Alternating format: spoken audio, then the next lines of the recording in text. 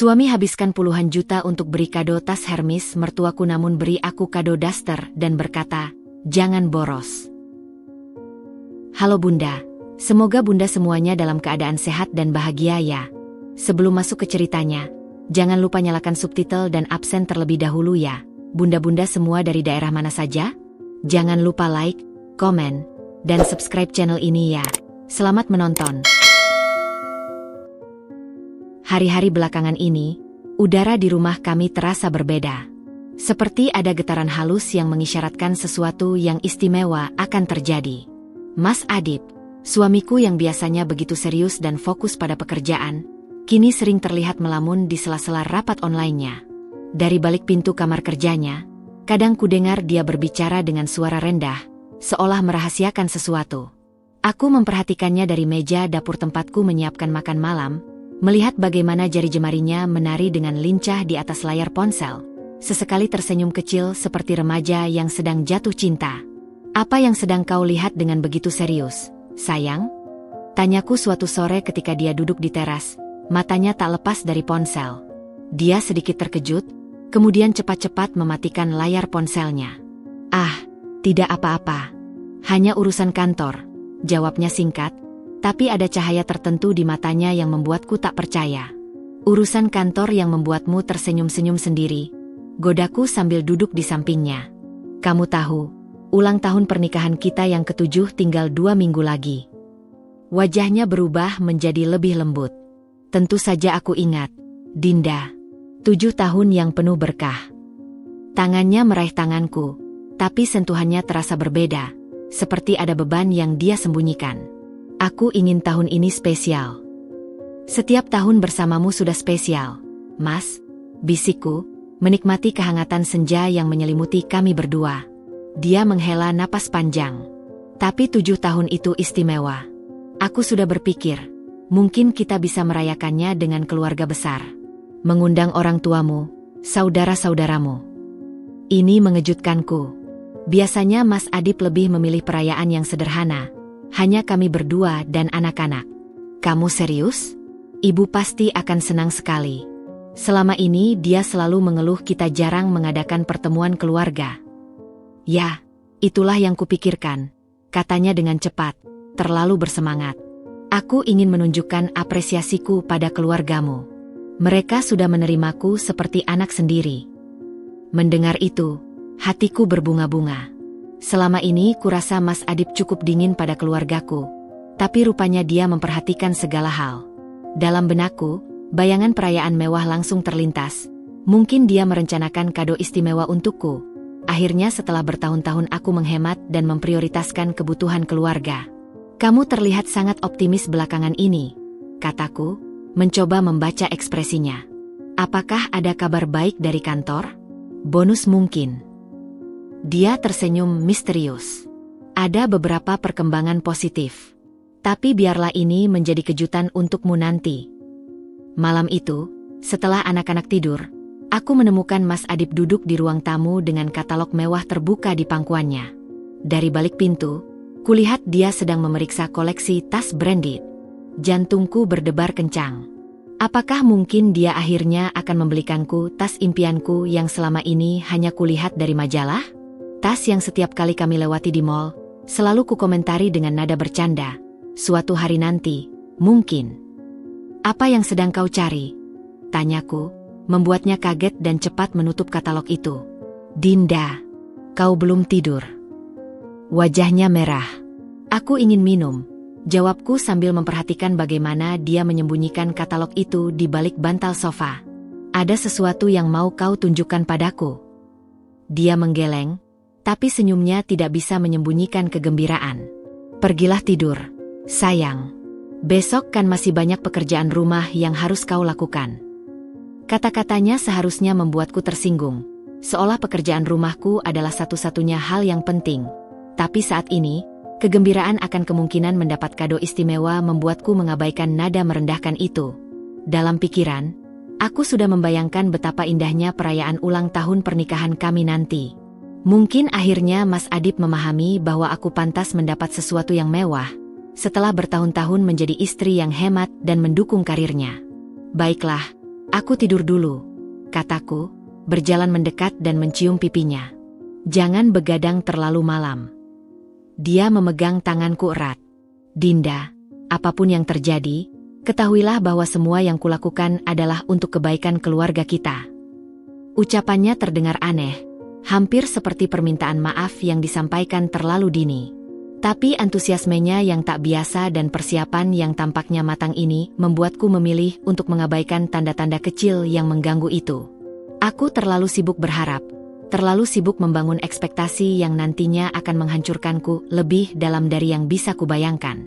Jika saja aku tahu bahwa senyum-senyum kecilnya, bisikan-bisikan rahasianya, dan katalog mewah yang disembunyikannya sama sekali bukan untukku, mungkin aku akan menyiapkan diriku untuk menghadapi kenyataan pahit yang akan datang.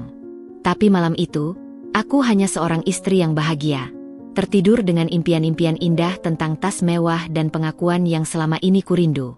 Malam yang dinanti-nantikan itu akhirnya tiba. Mas Adib memilih restoran Prancis yang sangat eksklusif, tempat yang bahkan untuk sekadar memesan air mineral saja terasa seperti menghamburkan uang. Kristal-kristal lampu gantung memantulkan cahaya keemasan di sekeliling ruangan, sendok-sendok perak berdering lembut, dan aroma hidangan mewah memenuhi udara. Semua saudaraku sudah duduk di meja panjang yang telah dipesan khusus, termasuk ibu yang duduk di tempat kehormatan dengan wajah penuh tanya. "Apa spesialnya malam ini, Dinda?" tanya ibu ketika aku membantu mendudukannya. Mas Adib hanya bilang ini acara keluarga penting. Aku tersenyum misterius, sama seperti senyum yang selama ini kupakai setiap kali ibu bertanya tentang rencana ulang tahun pernikahan kami. "Sabarlah, Bu." Mas Adib yang mau mengatur semuanya. Tapi dalam hatiku, ada kebanggaan kecil. Akhirnya suamiku menunjukkan sisi romantis dan dermawan yang selama ini kurindukan. Aku bahkan memakai gaun biru tua yang sengaja kubeli diam-diam, dengan harapan bisa matching dengan warna tas impianku yang mungkin akan diberikan Mas Adib. Ketika Mas Adib masuk ke restoran, dadaku berdebar kencang. Dia membawa 2 buah kardus, satu besar berwarna coklat dengan motif H yang sangat terkenal, dan satu lagi bungkusan kecil yang dibungkus kertas kado sederhana. Jantungku hampir melompat melihat kardus besar itu. Itu pasti tas Hermes, impian setiap wanita. Tapi alih-alih mendekatiku, Mas Adib justru berjalan menuju ibu. Dengan senyum paling menawan yang pernah kulihat darinya, dia meletakkan kardus besar itu di depan ibu. "Ibu," katanya dengan suara lantang sehingga semua orang di meja bisa mendengar. "Ini adalah tanda terima kasih yang kecil dari saya atas segala kebaikan dan penerimaan ibu selama ini." Ibu membuka kardus itu dengan tangan gemetar. Saat kantung belanja oranye Hermes muncul, lalu diikuti tas Birkin kulit biru elektrik yang sangat elegan, seluruh meja mendadak hening. Aku bisa mendengar detak jantungku sendiri, berdebar kencang kemudian seolah berhenti. Ini." Ibu tak bisa menyelesaikan kalimatnya. Matanya berkaca-kaca. "Adib, ini tas Hermes? Yang asli?" "Tentu saja, Bu. Hanya yang terbaik untuk ibu," jawab Mas Adib bangga, menepuk punggung ibu dengan penuh kasih. Saudara-saudaraku mulai bersorak dan bertepuk tangan. Mereka berdesakan ingin melihat tas mewah itu dari dekat. Aku hanya duduk terpaku, senyum kaku terpampang di wajah, berusaha mati-matian menyembunyikan kekecewaan yang begitu dalam. "Wah, Dinda, kamu pasti senang ya lihat ibumu dapat kado sebagus ini." Tanteku, Tante Maya, menyentuh pundakku. "Mas Adib memang baik sekali." Aku mengangguk, tak sanggup berkata-kata. Dalam hati, aku bertanya-tanya mengapa dia memberikan tas semewah itu kepada ibu, bukan kepadaku? Apakah ini semacam tradisi yang tidak ku ketahui? Atau mungkin dia punya rencana lain yang lebih spesial untukku? Ibu memeluk Mas Adib erat-erat. "Kamu terlalu baik, Adib. Tas ini terlalu mewah." "Tidak ada yang terlalu mewah untuk ibu," jawabnya, lalu menoleh ke arahku. Matanya berbinar. Tapi sekarang aku bisa melihat ada sesuatu yang lain di balik binar itu. Semacam rasa bersalah yang coba ditutupi. Ketika sorak-sorai mulai mereda, Mas Adib mengambil bungkusan kecil yang tadi kubawa. Aku menarik napas dalam-dalam, berharap ini saatnya untukku. Mungkin isinya kunci mobil baru, atau perhiasan, atau setidaknya voucher spa mewah. Untukmu, Dinda, ujarnya, menyodorkan bungkusan itu. Tanganku gemetar saat membuka kertas kadonya. Semua mata tertuju padaku, termasuk ibu yang masih memeluk erat tas Hermesnya. Saat kertas kado terbuka, yang muncul adalah sebuah bungkusan plastik bening berisi daster katun berwarna abu-abu tua dengan motif bunga-bunga kecil yang sudah ketinggalan zaman. Seluruh ruangan seketika hening. Aku bisa mendengar suara nafas kakak perempuanku yang tercekat. Mas, kataku, tak percaya. Ini, untukku. Iya, kan daster lamamu sudah sobek-sobek di bagian lengan. Yang ini bahannya adem, cocok untuk di rumah, kata Mas Adip dengan wajah polos. Tante Maya mencoba memecah kesunyian yang canggung. Wah, praktis sekali ya. Memang yang dibutuhkan ibu rumah tangga itu yang praktis-praktis. Tapi sebelum ada yang bisa menambahkan komentar lain, Mas Adip berbicara dengan suara yang terdengar oleh semua orang di meja. Kita harus bisa membedakan mana kebutuhan dan mana keinginan. Dinda, ibu sudah sepantasnya dapat yang terbaik. Kamu, sebagai istriku, harus belajar lebih berhemat lagi. Jangan boros. Kata-kata, jangan boros, itu menggantung di udara, menusuk-nusuk hatiku. Di sekelilingku, saudara-saudaraku menunduk, malu atas perlakuan yang kuterima. Ibu terlihat bingung, memandang bolak-balik antara tas mewah di tangannya dan daster murahan di tanganku. Tapi, suaraku tercekat, Mas beli tas Hermes untuk ibu. Persis karena itu kamu harus belajar berhemat, potongnya dengan nada sedikit tinggi. Lihat, kebutuhan rumah tangga kita banyak. Anak-anak butuh biaya sekolah, tagihan listrik dan air, belanja bulanan. Tas mahal buat apa? Yang penting kan fungsi. Aku memandangi daster usang itu, lalu melihat ibu yang masih terlihat tidak nyaman dengan tas Hermesnya. Rasanya seperti mimpi buruk. Di restoran mewah ini, dengan gaun bagus yang sengaja ku beli, aku justru mendapat pelajaran publik tentang bagaimana menjadi istri yang hemat. Terima kasih, Mas, bisikku akhirnya, melipat kembali daster itu dengan rapi, berusaha mati-matian menahan air mata yang sudah siap tumpah. Ibu mencoba menyelamatkan situasi. Dinda, nanti ibu belikan tas yang bagus untuk ulang tahunmu. Ibu janji. Tapi yang menyakitkan bukanlah soal tasnya. Bukan soal nilai uangnya. Tapi perbedaan perlakuannya yang begitu mencolok. Di depan seluruh keluargaku, dia mempermalukanku, merendahkanku, seolah kontribusiku selama ini sebagai istri dan ibu tidak ada artinya sama sekali. Malam yang seharusnya menjadi malam kebahagiaan itu berubah menjadi pameran betapa tidak berharganya aku di mata suami sendiri.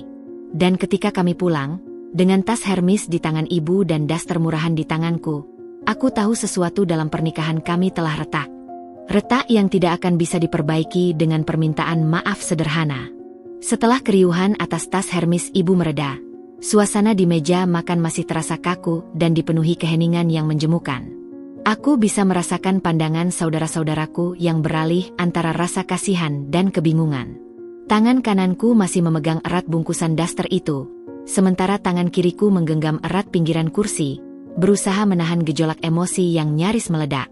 Kristal-kristal lampu gantung yang tadi terlihat begitu indah, kini seakan menari-nari di depan mataku, menciptakan ilusi dunia yang berputar terlalu cepat. Mas Adip, di sampingku, justru terlihat sangat santai. Dia bahkan mengambil segelas wine dan menyesapnya dengan nikmat, seolah baru saja menyelesaikan sebuah misi penting. Senyum puas tidak pernah lepas dari bibirnya, dan sesekali dia melirik ke arah ibu yang masih terlihat tidak nyaman memegang tas Hermesnya. Dinda, tidak mau mencoba daster barumu? Tanya Mas Adip tiba-tiba, memecah kesunyian yang menyiksa. Suaranya terdengar begitu lantang di antara gemerisik sendok dan garpu yang hampir berhenti total. Aku mengangkat wajah, memandangnya dengan tatapan kosong. Sekarang juga, Mas? Di sini. Kenapa tidak? Kan cuma daster. Ibu-ibu lain juga pasti paham, jawabnya sambil tersenyum, tapi matanya menyiratkan sesuatu yang lebih dalam. Sebuah pesan bahwa inilah tempatku, di bawahnya, dengan daster murahan sebagai mahkotanya. Tante Maya, yang duduk di seberangku, mencoba menengahi. Ya, Dinda, memang kebutuhan praktis itu penting. Ibu rumah tangga kan memang harus. Tepat sekali, Tante, potong Mas Adip dengan semangat. Kita harus bisa membedakan mana kebutuhan dan mana keinginan.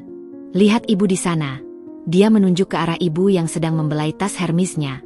Ibu sudah sepantasnya dapat yang terbaik. Usianya sudah senja, masa-masa menikmati hasil jerih payahnya. Aku menarik napas dalam-dalam, berusaha menenangkan diri. Tapi, Mas, aku tidak meminta tas Hermes. Hanya saja. Hanya apa, Dinda? Tanyanya dengan nada menggurui, seperti seorang ayah yang sedang menasehati anak kecil yang nakal. Kamu pikir aku tidak tahu? Setiap lewat toko tas, matamu selalu berbinar. Setiap lihat iklan di TV, kamu selalu menghela napas. Aku tahu kamu ingin tas mahal. Sekarang semua mata tertuju padaku. Aku merasa seperti terdakwa di pengadilan, dengan Mas Adip sebagai jaksa yang kejam. Aku tidak. Batahku, tapi suaraku tercekat oleh rasa malu dan marah yang bergolak. Kamu lihat, Dinda, lanjut Mas Adip, sekarang berdiri dan berbicara seperti sedang memberi wejangan umum. Inilah masalahnya.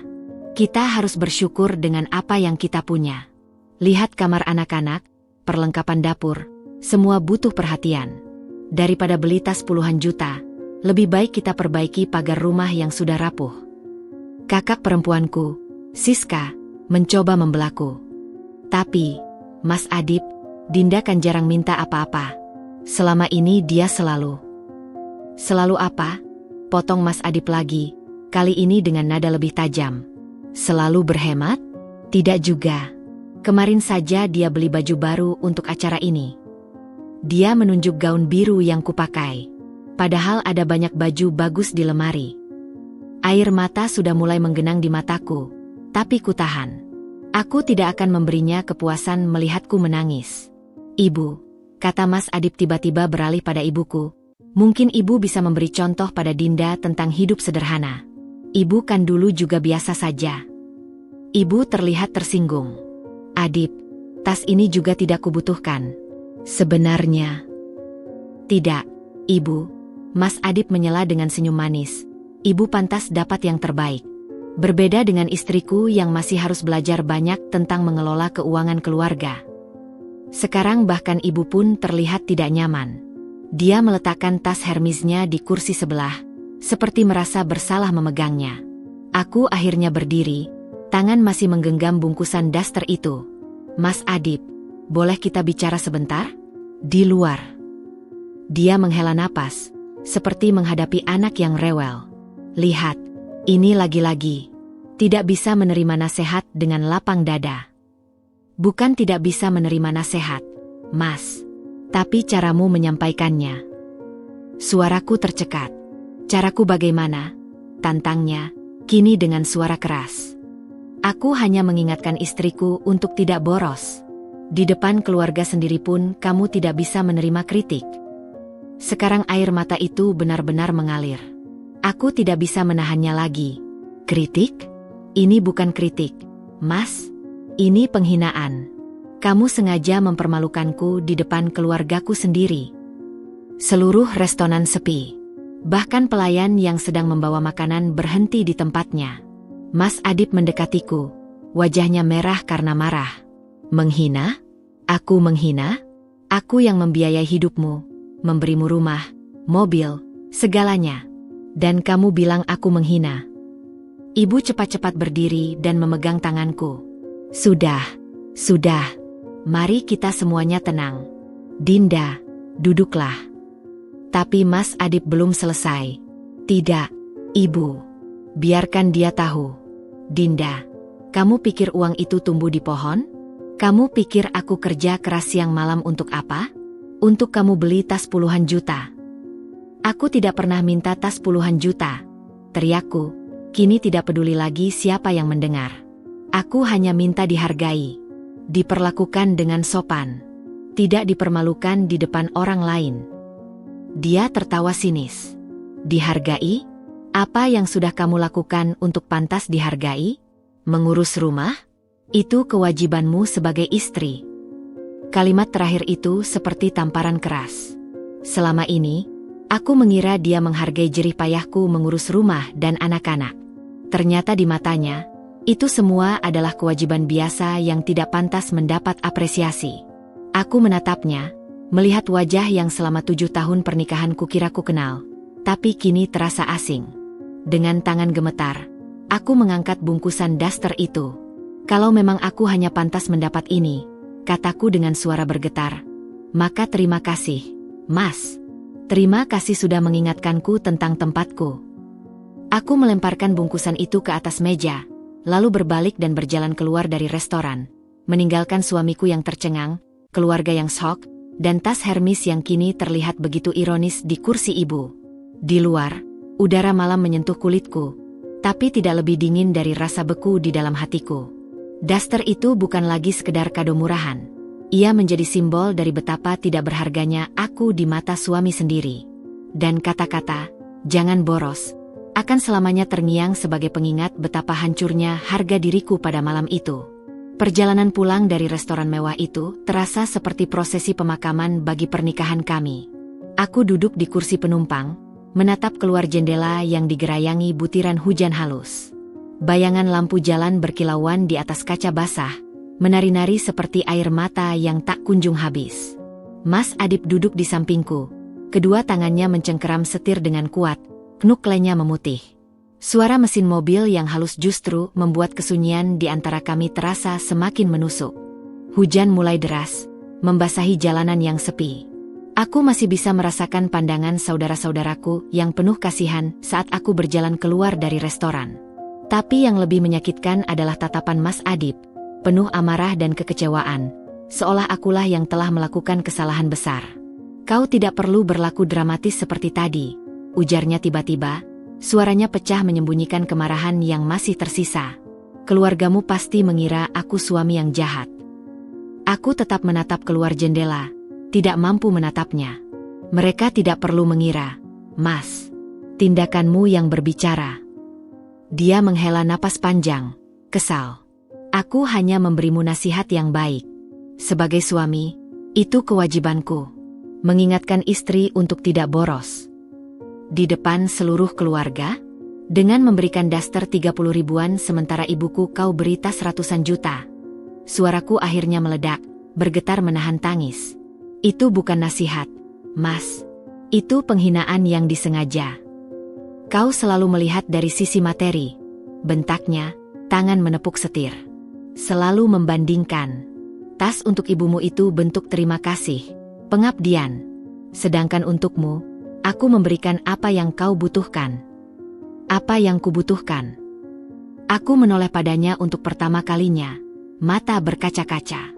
"Apa yang kubutuhkan adalah rasa hormat, pengakuan, bukan wejangan, jangan boros, di depan orang-orang yang kucintai." Diam lagi. Hujan semakin deras, wiper bergerak cepat tapi tidak mampu membersihkan kabut yang menyelimuti hubungan kami. "Saat kita menikah dulu," katanya dengan suara lebih rendah, "kau berjanji untuk hidup sederhana.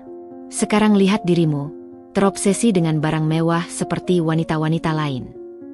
Aku terkekeh getir. "Terobsesi? Mas, selama 7 tahun pernikahan kita, kapan terakhir kali aku membeli baju baru?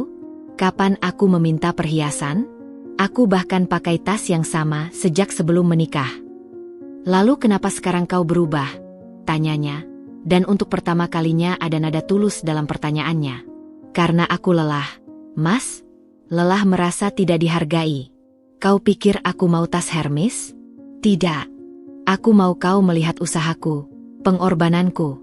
Tapi yang kau beri malah daster dan wejangan moral." Kami sampai di rumah. Rumah besar yang dulu kubanggakan, kini terasa seperti penjara mewah. Mas Adip mematikan mesin, tapi tidak segera keluar. Kami duduk dalam gelap, hanya diterangi lampu taman yang samar. "Dengar, Dinda," katanya akhirnya, suara lebih lembut. "Mungkin caraku salah, tapi maksudku baik. Kita harus berhemat karena ada banyak tagihan yang harus dibayar." "Tagihan apa, Mas? Gajimu cukup untuk semua kebutuhan kita. Bahkan seharusnya masih bisa menabung." Dia menghela napas, menatap lurus ke depan.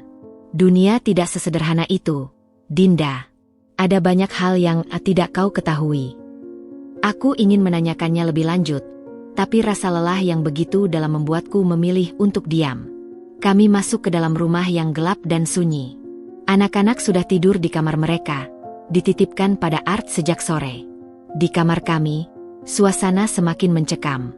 Mas Adip melepas jasnya dengan gerakan kasar, lalu melemparkannya ke kursi.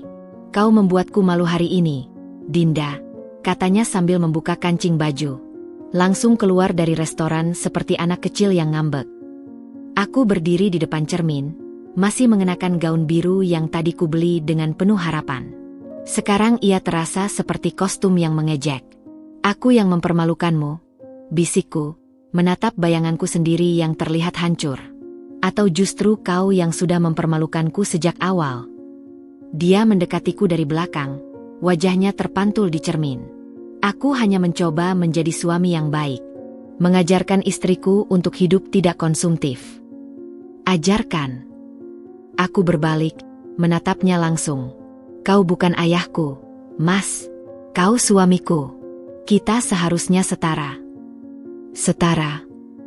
Dia mengangkat alis, wajahnya menunjukkan ekspresi yang tak kumengerti, antara marah dan sesuatu yang lain. Dalam pernikahan, tidak ada yang setara. Aku yang mencari nafkah, kau yang mengurus rumah tangga. Itu pembagian tugas yang adil. Jadi karena kau yang mencari nafkah, kau berhak memperlakukan aku seperti anak bawang? Berhak menghinaku di depan umum? Dia tidak menjawab, hanya berbalik dan masuk ke kamar mandi, menutup pintu dengan keras. Aku mendengar suara air mengalir, dan saat itulah air mataku akhirnya tumpah. Tidak lagi bisa kutahan. Aku duduk di tepi tempat tidur, memandangi daster abu-abu yang masih terbungkus plastik. Dengan tangan gemetar, ku keluarkan daster itu. Benar saja, bahannya kasar, jahitannya tidak rapi, dan ada bau anyir seperti kain yang sudah lama disimpan. Ketika Mas Adip keluar dari kamar mandi, dia melihatku sedang memegang daster itu. Kau lihat, katanya, sekarang dengan nada lebih lunak, itu bahannya tebal, pasti awet. Tidak seperti daster-daster MU yang lain yang cepat rusak. Aku menatapnya, tidak percaya. Jadi maksudmu, ini memang sengaja kau pilih yang murah dan tidak berkualitas? Daster ya daster, Dinda. Fungsi utamanya untuk dipakai di rumah, bukan untuk pamer. Aku melemparkan daster itu ke lantai. Aku tidak akan pernah memakai ini. Tidak pernah. Wajahnya berubah merah lagi. Sesukamu. Tapi ingat, uang yang kau pakai untuk beli baju-baju barunya dari aku. Dari keringatku. Pertengkaran itu berlanjut hingga larut malam. Kata-kata pedas terlontar dari kedua sisi, tapi yang paling menyakitkan adalah ketika dia berkata, "Mungkin kau memang harus belajar dari Sari, asistenku. Dia jauh lebih hemat dan pandai mengelola uang." Sari? Namanya seperti petir di siang bolong. Selama ini aku tahu dia punya asisten cantik, tapi tidak pernah menduga namanya akan muncul dalam konteks seperti ini. "Apa maksudmu?" tanyaku. Hati berdebar tidak karuan. "Tidak ada," jawabnya cepat, lalu membalikkan badan. "Aku capek. Aku mau tidur." Tapi aku tidak bisa tidur. Aku terbaring di sampingnya, memandangi langit-langit kamar, mendengar dengkurannya yang biasa. Setiap kali dia mendengkur, rasanya seperti ada yang menusuk-nusuk hatiku. Daster itu masih tergeletak di lantai, seperti mayat yang mengingatkanku pada kematian harga diri. Kata-kata, "Jangan boros," masih bergema di telingaku, bersama dengan nama, Sari, yang misterius. Malam itu, untuk pertama kalinya dalam 7 tahun pernikahan, aku benar-benar merasakan kesepian yang dalam. Kesepian yang tidak bisa diobati oleh kehadiran suami di sampingku. Kesepian yang justru semakin menjadi karena ingatannya yang acuh tak acuh, dan kata-kata pedas yang sengaja diucapkan untuk menyakiti. Dan ketika fajar mulai menyingsing, aku masih terbaring terjaga, menyadari satu hal. Sesuatu dalam pernikahan kami telah patah. Tidak seperti retakan kecil yang bisa diperbaiki, tapi patahan besar yang mungkin tidak akan pernah bisa disambung lagi. Fajar menyingsing dengan penuh kepura-puraan, menyinari rumah kami yang megah dengan cahaya keemasan yang seolah menutupi segala kegelapan yang terjadi di dalamnya. Aku terbaring di tempat tidur. Mata bengkak dan berat setelah semalaman tidak bisa memejamkan mata. Di sampingku, Mas Adip masih tertidur pulas dengan senyum tipis di bibirnya, seolah tidak ada yang terjadi. Kontras antara penderitaanku dan ketenangannya membuat hatiku semakin perih. Dengan hati-hati aku bangkit dari tempat tidur, berjalan menuju jendela. Matahari pagi menyinari taman yang tertata rapi, kolam ikan dengan air mancurnya, dan 2 mobil mewah yang terparkir di garasi. Semua ini adalah simbol kesuksesan Mas Adip, tapi pagi ini semuanya terasa seperti topeng yang menutupi kebohongan besar. "Apa kau tidak tidur semalaman?" Suara Mas Adip tiba-tiba membuatku terkejut. Dia sudah bangun dan sedang bersandar di bantal, memandangiku dengan tatapan yang sulit kubaca. "Aku tidak bisa tidur," jawabku singkat, tetap membelakanginya. Dia mendesah. "Dinda, tentang kemarin." "Tidak usah, Mas," potongku cepat. "Aku tidak ingin membicarakannya lagi." Tapi yang kumaksud adalah, aku tidak ingin membicarakannya lagi sampai aku memiliki semua jawaban yang kucari.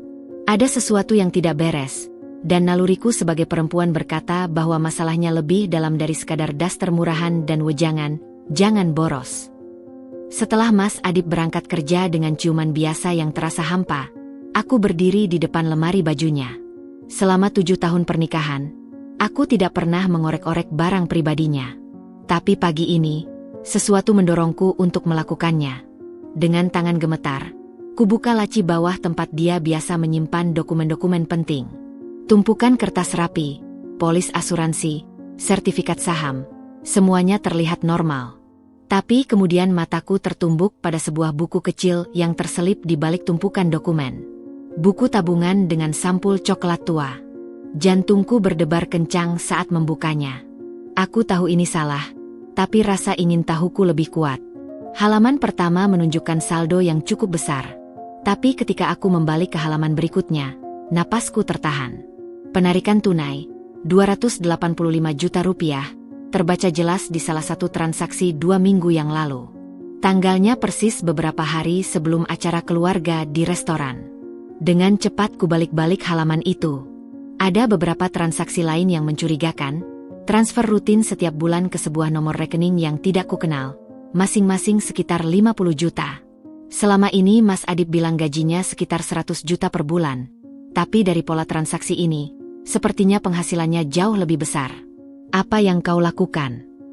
Suara itu membuatku nyaris menjerit. Aku menoleh dan melihat Mbak Siti, asisten rumah tangga kami, berdiri di pintu dengan wajah penuh tanya. Aku hanya merapikan lemari Mas," jawabku cepat, menutup buku tabungan dan menyimpannya kembali. Mbak Siti mengedipkan mata, seperti tidak percaya. Biasanya ibu tidak pernah merapikan lemari sendiri. "Aku butuh kegiatan," kataku sambil berjalan keluar kamar, berusaha terlihat normal. Tapi tangan masih gemetar. Sepanjang hari, pikiranku tidak bisa lepas dari penemuan itu. Uang 285 juta, cukup untuk membeli 2 tas Hermes dan masih banyak sisa. Dan transfer rutin 50 juta per bulan? Kepada siapa? Ketika anak-anak sudah tidur siang, aku memutuskan untuk menelusuri lebih jauh. Aku membuka laptop dan masuk ke internet banking dengan password yang ku ketahui. Selama ini Mas Adip mempercayaiku dengan akses ke rekening bersama. Tapi ada beberapa rekening pribadinya yang tidak pernah dibagi. Tapi ada cara lain. Aku ingat Mas Adip selalu menyimpan semua password di sebuah notes kecil di dompetnya. Dengan perasaan bersalah yang semakin menjadi, aku mengambil dompetnya dari laci dan membukanya. Di balik kartu-kartu kredit dan SIM, terdapat selembar kertas kecil berisi deretan password. Tanganku gemetar saat mengetik salah satu nomor rekening pribadi Mas Adip di internet banking. Saat halaman terbuka, aku menarik napas dalam. Saldo di rekening ini jauh lebih besar dari yang kubayangkan, hampir 2 miliar. Tapi yang lebih mengejutkan adalah pola transfer keluar yang konsisten setiap bulannya. Transfer ke A.N. Sari Wulandari, 50 juta rupiah. Transfer ke A.N. Sari Wulandari, 50 juta rupiah. Transfer ke A.N. Sari Wulandari, 50 juta rupiah. Nama itu muncul berulang-ulang selama 6 bulan terakhir. Sari. Nama yang sama yang disebut Mas Adip tadi malam. Dengan napas tersengal, Aku melanjutkan penelusuran. Transaksi untuk tas Hermes memang ada, 2 buah, masing-masing seharga 140 juta. Satu untuk ibu, dan satu lagi? Untuk siapa? Telepon berdering tiba-tiba, membuatku nyaris terjatuh dari kursi. Dari layar terpancar nama, Mas Adib. Jantungku berdebar kencang, seolah dia tahu apa yang sedang kulakukan. Sayang, suaranya terdengar biasa saja dari seberang telepon. Aku pulang agak malam nanti. Ada meeting dengan klien penting. Meeting dengan siapa, Mas? Tanyaku, berusaha membuat suara tetap stabil. Dengan tim dari Singapura, jawabnya, tapi ada keraguan kecil dalam nadanya yang membuatku curiga. Kamu tidak perlu tunggu aku makan malam. Baik, Mas. Hati-hati di jalan. Setelah menutup telepon, aku duduk termenung lama. Setiap kata-katanya terasa seperti kebohongan.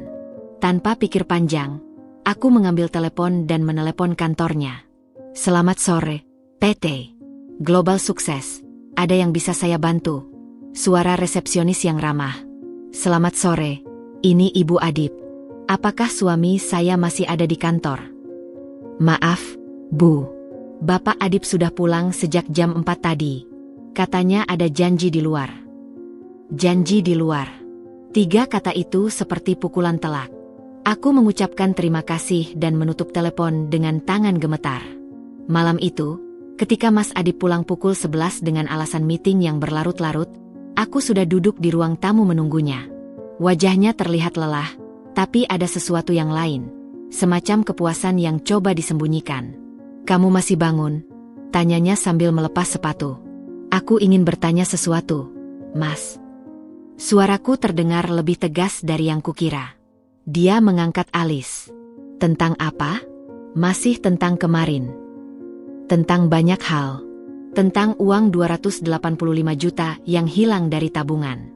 Tentang transfer rutin 50 juta per bulan ke Sari Wulandari. Tentang meeting palsu hari ini. Wajahnya berubah pucat. Untuk beberapa detik, dia hanya terdiam. Matanya berkedip-kedip seperti mencari-cari alasan. Dari mana kau tahu semua itu?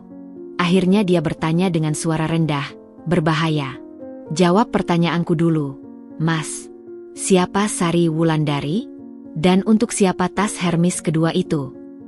Dia mendekatiku, wajahnya yang biasanya tampan kini terlihat menyeramkan. Kau menyelidikiku? Kau berani menyelidiki suamimu sendiri. Aku punya hak untuk tahu ketika ada uang ratusan juta yang hilang dari rekening keluarga. Uang itu adalah uangku. Hasil kerjaku. Kau tidak berhak menanyakan apapun. Bentaknya, sekarang benar-benar marah. Kita suami istri, Mas. Semua harta adalah harta bersama. Dan yang lebih penting, kita seharusnya tidak ada rahasia. Dia tertawa sinis. Tidak ada rahasia? Kau pikir aku tidak tahu tentang tabungan rahasiamu yang disembunyikan dari aku? Tentang uang yang kau kirim diam-diam kepada adikmu setiap bulan? Aku terkesiap. Itu benar. Aku memang menyisihkan sedikit uang untuk adikku yang sedang kuliah. Tapi jumlahnya tidak seberapa dibandingkan dengan yang dia keluarkan. Itu berbeda dan kau tahu itu. Aku tidak menghabiskan ratusan juta untuk... Sudah, teriaknya, memotong pembicaraan. Aku tidak akan menjelaskan apapun padamu. Ingat, aku yang mencari nafkah, aku yang berkuasa atas uang itu. Dan kau cukup terima saja apa yang kuberikan. Dia berbalik dan masuk ke kamar, meninggalkanku sendiri di ruang tamu yang tiba-tiba terasa sangat besar dan kosong. Tapi pertengkaran malam itu justru menguatkanku. Aku sekarang tahu bahwa ada sesuatu yang sangat tidak beres. Dan aku akan mencari tahu kebenarannya, tidak peduli apapun konsekuensinya. Keesokan paginya, ketika Mas Adib sudah pergi kerja, aku mengambil telepon dan menelepon satu-satunya orang yang kupercaya untuk membantuku dalam situasi seperti ini. Tante Maya, kataku saat telepon diangkat, aku butuh bantuanmu. Bisakah kita bertemu? Dengan setiap langkah yang kambil menuju pintu, aku bisa merasakan sebuah babak baru dalam hidupku sedang dimulai. Babak yang menakutkan, tapi juga membebaskan. Karena sekarang aku tahu, kebenaran mungkin akan menyakitkan, tapi kebohongan akan jauh lebih menghancurkan. Pertemuanku dengan Tante Maya terjadi di sebuah kafe kecil tersembunyi di sudut kota, jauh dari kemungkinan bertemu dengan kenalan atau rekan kerja Mas Adip. Udara di dalam kafe terasa pengap, cocok dengan perasaanku yang sesak. Tante Maya sudah duduk menungguku di booth paling belakang, wajahnya penuh kekhawatiran. "Dinda, sayang, kamu terlihat payah," katanya langsung begitu aku duduk, tangannya yang hangat menutupi tanganku yang dingin. "Tante, aku tidak tahu harus mulai dari mana," suaraku bergetar. "Semuanya berantakan. Ceritakan semuanya dari awal, Nak. Tante di sini untuk mendengarkan." Dengan suara terputus-putus dan air mata yang sesekali mengalir, aku menceritakan semua yang terjadi, dari malam penghinaan di restoran, das termurahan, hingga penemuan mengejutkan tentang transaksi-transaksi mencurigakan dan nama Sari Wulandari yang terus bermunculan. Tante Maya mendengarkan dengan serius, wajahnya semakin keruh. "Sari Wulandari, nama itu tidak asing bagiku, Dinda." Aku terkesiap. "Tante kenal dengannya. Beberapa bulan yang lalu, waktu acara keluarga di rumah nenekmu, aku melihat Adip sedang berbicara dengan seorang wanita muda di parkiran. Mereka terlihat akrab. Terlalu akrab untuk sekadar hubungan kolega." Jantungku berdebar kencang. Apa ciri-cirinya? Cantik, ramping, pakai kacamata, dan, ya, dia membawa tas biru yang persis seperti yang diberikan Adip pada ibumu. Tas Hermes biru elektrik. Persis seperti yang kulihat di katalog yang disembunyikan Mas Adip. "Tante, apa menurutmu mereka?" Suaraku tercekat, tidak sanggup menyelesaikan kalimat. Tante Maya menghela napas. "Aku tidak ingin buru-buru berkesimpulan, Dinda. Tapi yang jelas, ada sesuatu yang tidak beres. Transfer rutin 50 juta sebulan? Itu bukan jumlah normal untuk sekadar asisten." Malam itu, dengan bantuan Tante Maya, aku mulai merencanakan langkah selanjutnya. Kami sepakat bahwa aku perlu mengetahui lebih banyak tentang Sari Wulandari ini. Keesokan harinya, dengan alasan ingin mengantar makan siang untuk Mas Adip, aku pergi ke kantornya untuk pertama kalinya dalam berbulan-bulan. Aku sengaja tidak memberitahukan kedatanganku sebelumnya. Ketika elevator terbuka di lantai 15, ruang resepsion yang modern dan mewah menyambutku. Aku langsung mengenali wanita di balik meja resepsionis, sosok yang sesuai dengan deskripsi Tante Maya. "Selamat siang, ada yang bisa saya bantu?" Sapanya dengan senyum ramah. Nametak di dadanya bertuliskan, "Sari Wulandari, Executive Assistant." "Siang, saya ingin bertemu dengan Mas Adip," kataku, berusaha tersenyum. Wajahnya berubah seketika, senyumnya pudar. "Oh, Ibu Dinda, maaf, Bapak Adip sedang meeting penting. Dia tidak bisa diganggu." "Tidak apa, saya akan tunggu di ruangannya." Dia berdiri dengan cepat. "Tunggu. Maaf, Ibu tidak bisa masuk ke ruangan Bapak Adip tanpa izin. Peraturan perusahaan." Aku memperhatikannya dengan saksama. Dia mengenakan gaun kerja sederhana tapi elegan, dan di lengannya tergantung tas kecil berbrand mewah, bukan Hermes, tapi masih cukup mahal untuk ukuran seorang asisten. "Baiklah, tolong sampaikan bahwa saya datang dan meninggalkan ini," kataku sambil menaruh kotak makan siang di meja resepsionis. Saat aku berbalik untuk pergi, mataku menangkap sesuatu yang membuat darahku membeku.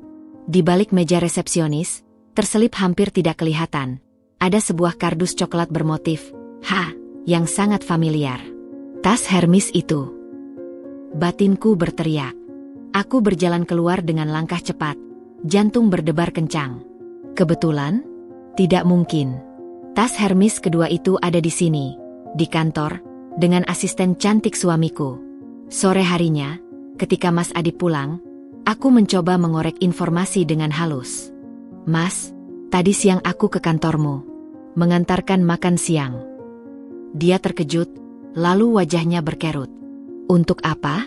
Aku bilang tidak usah repot-repot. "Aku rindu ingin melihat tempat kerjamu. Sudah lama tidak ke sana."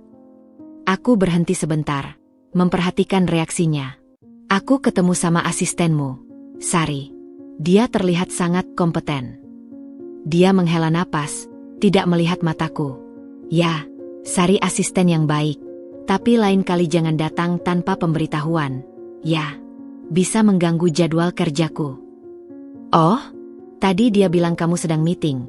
Tapi aku lihat di jadwal di meja resepsionis. Tidak ada meeting di jam itu. Wajahnya berubah merah. Dinda, apa maksudmu? Kau tidak percaya padaku? Bukan tidak percaya, Mas. Hanya penasaran. Kebetulan juga, aku lihat ada kardus Hermes di balik meja resepsionis. Persis seperti yang kamu beli untuk ibu. Dia terdiam sesaat, lalu tertawa pendek. Itu sample untuk klien. Bukan untuk pribadi. Sample tas seharga ratusan juta. Tanyaku, tidak bisa menyembunyikan sarkasme dalam suaraku. Sudah, bentaknya tiba-tiba. Aku lelah dengan pertanyaanmu. Setiap hari yang kudengar hanya kecurigaan dan tuduhan. Apa aku tidak berhak dapat kepercayaan darimu? Aku ingin percaya, Mas. Tapi semua tidak masuk akal.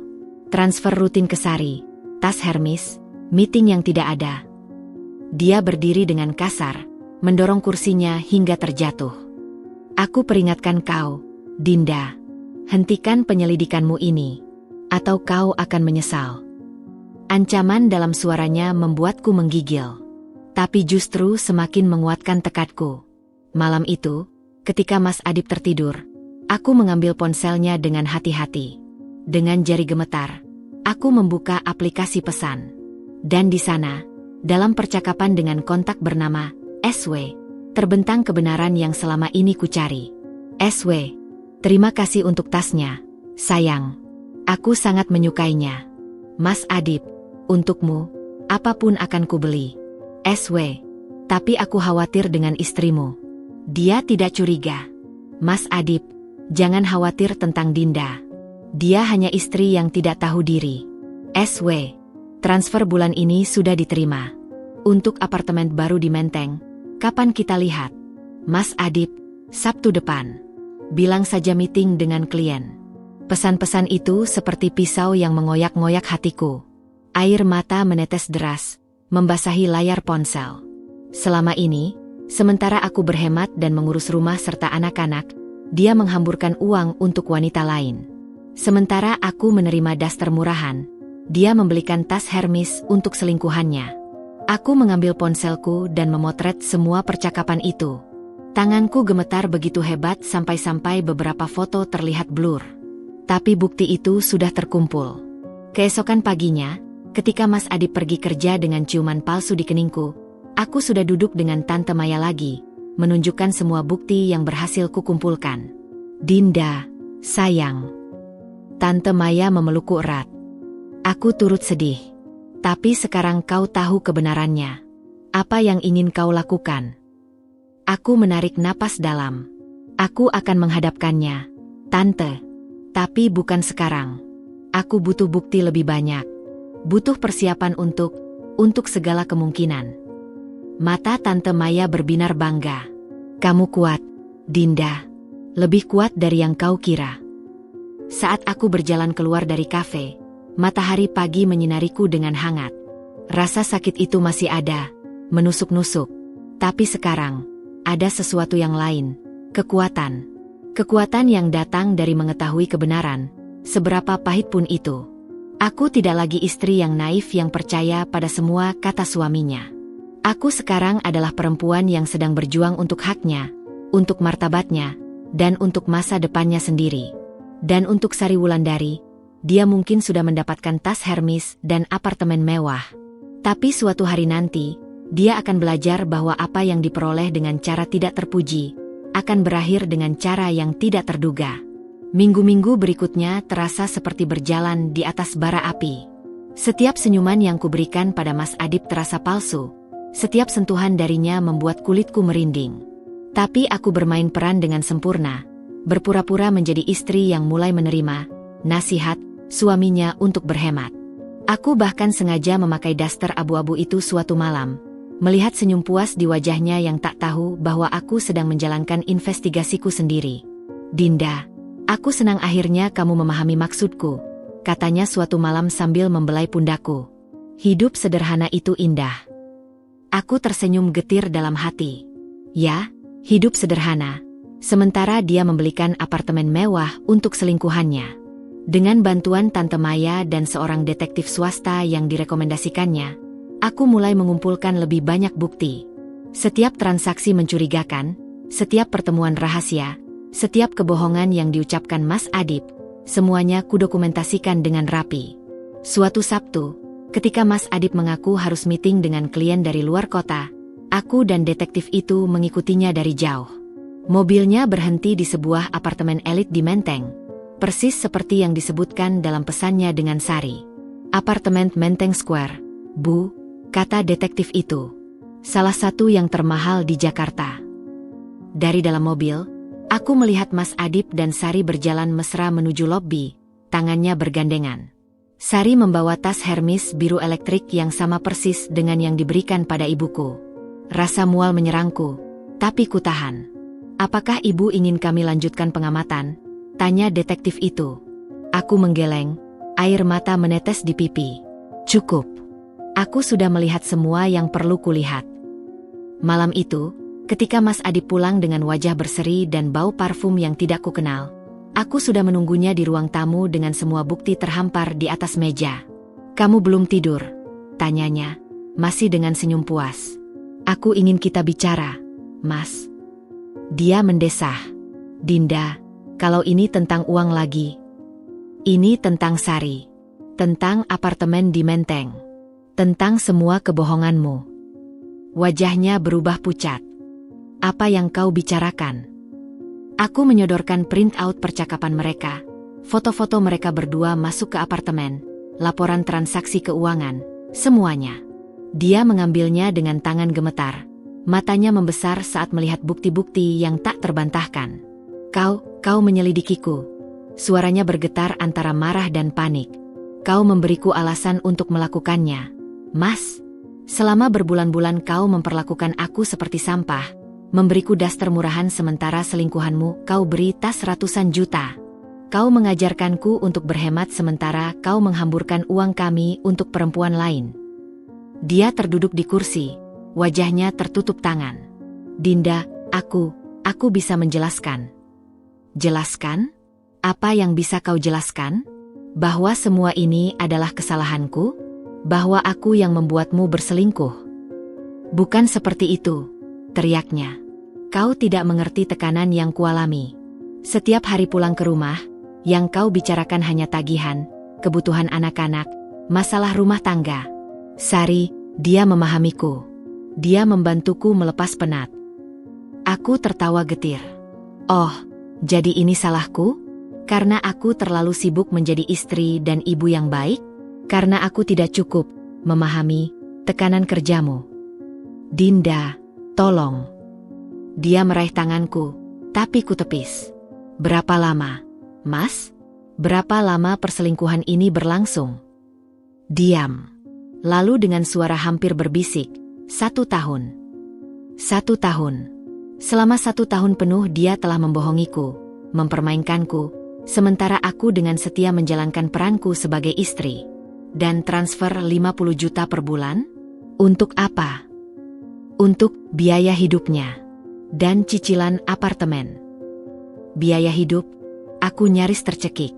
Dengan 50 juta sebulan, dia bisa hidup seperti ratu sementara aku harus berhemat untuk beli baju anak-anak. Dinda, aku tahu ini salah. Tapi kau harus memahami, dia sedang hamil. 3 kata itu seperti pukulan paling telak. Dunia sekelilingku seolah berhenti berputar.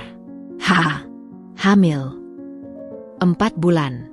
Aku tidak rencanakan ini, tapi kau terus membiarkannya terjadi. Kau terus membohongiku. Kau bahkan memberinya tas yang sama dengan yang kau beri pada ibuku. Apa tidak cukup menghinaku dengan daster? Kau harus menambahnya dengan ini. Dia menangis sekarang. Aku minta maaf, Dinda.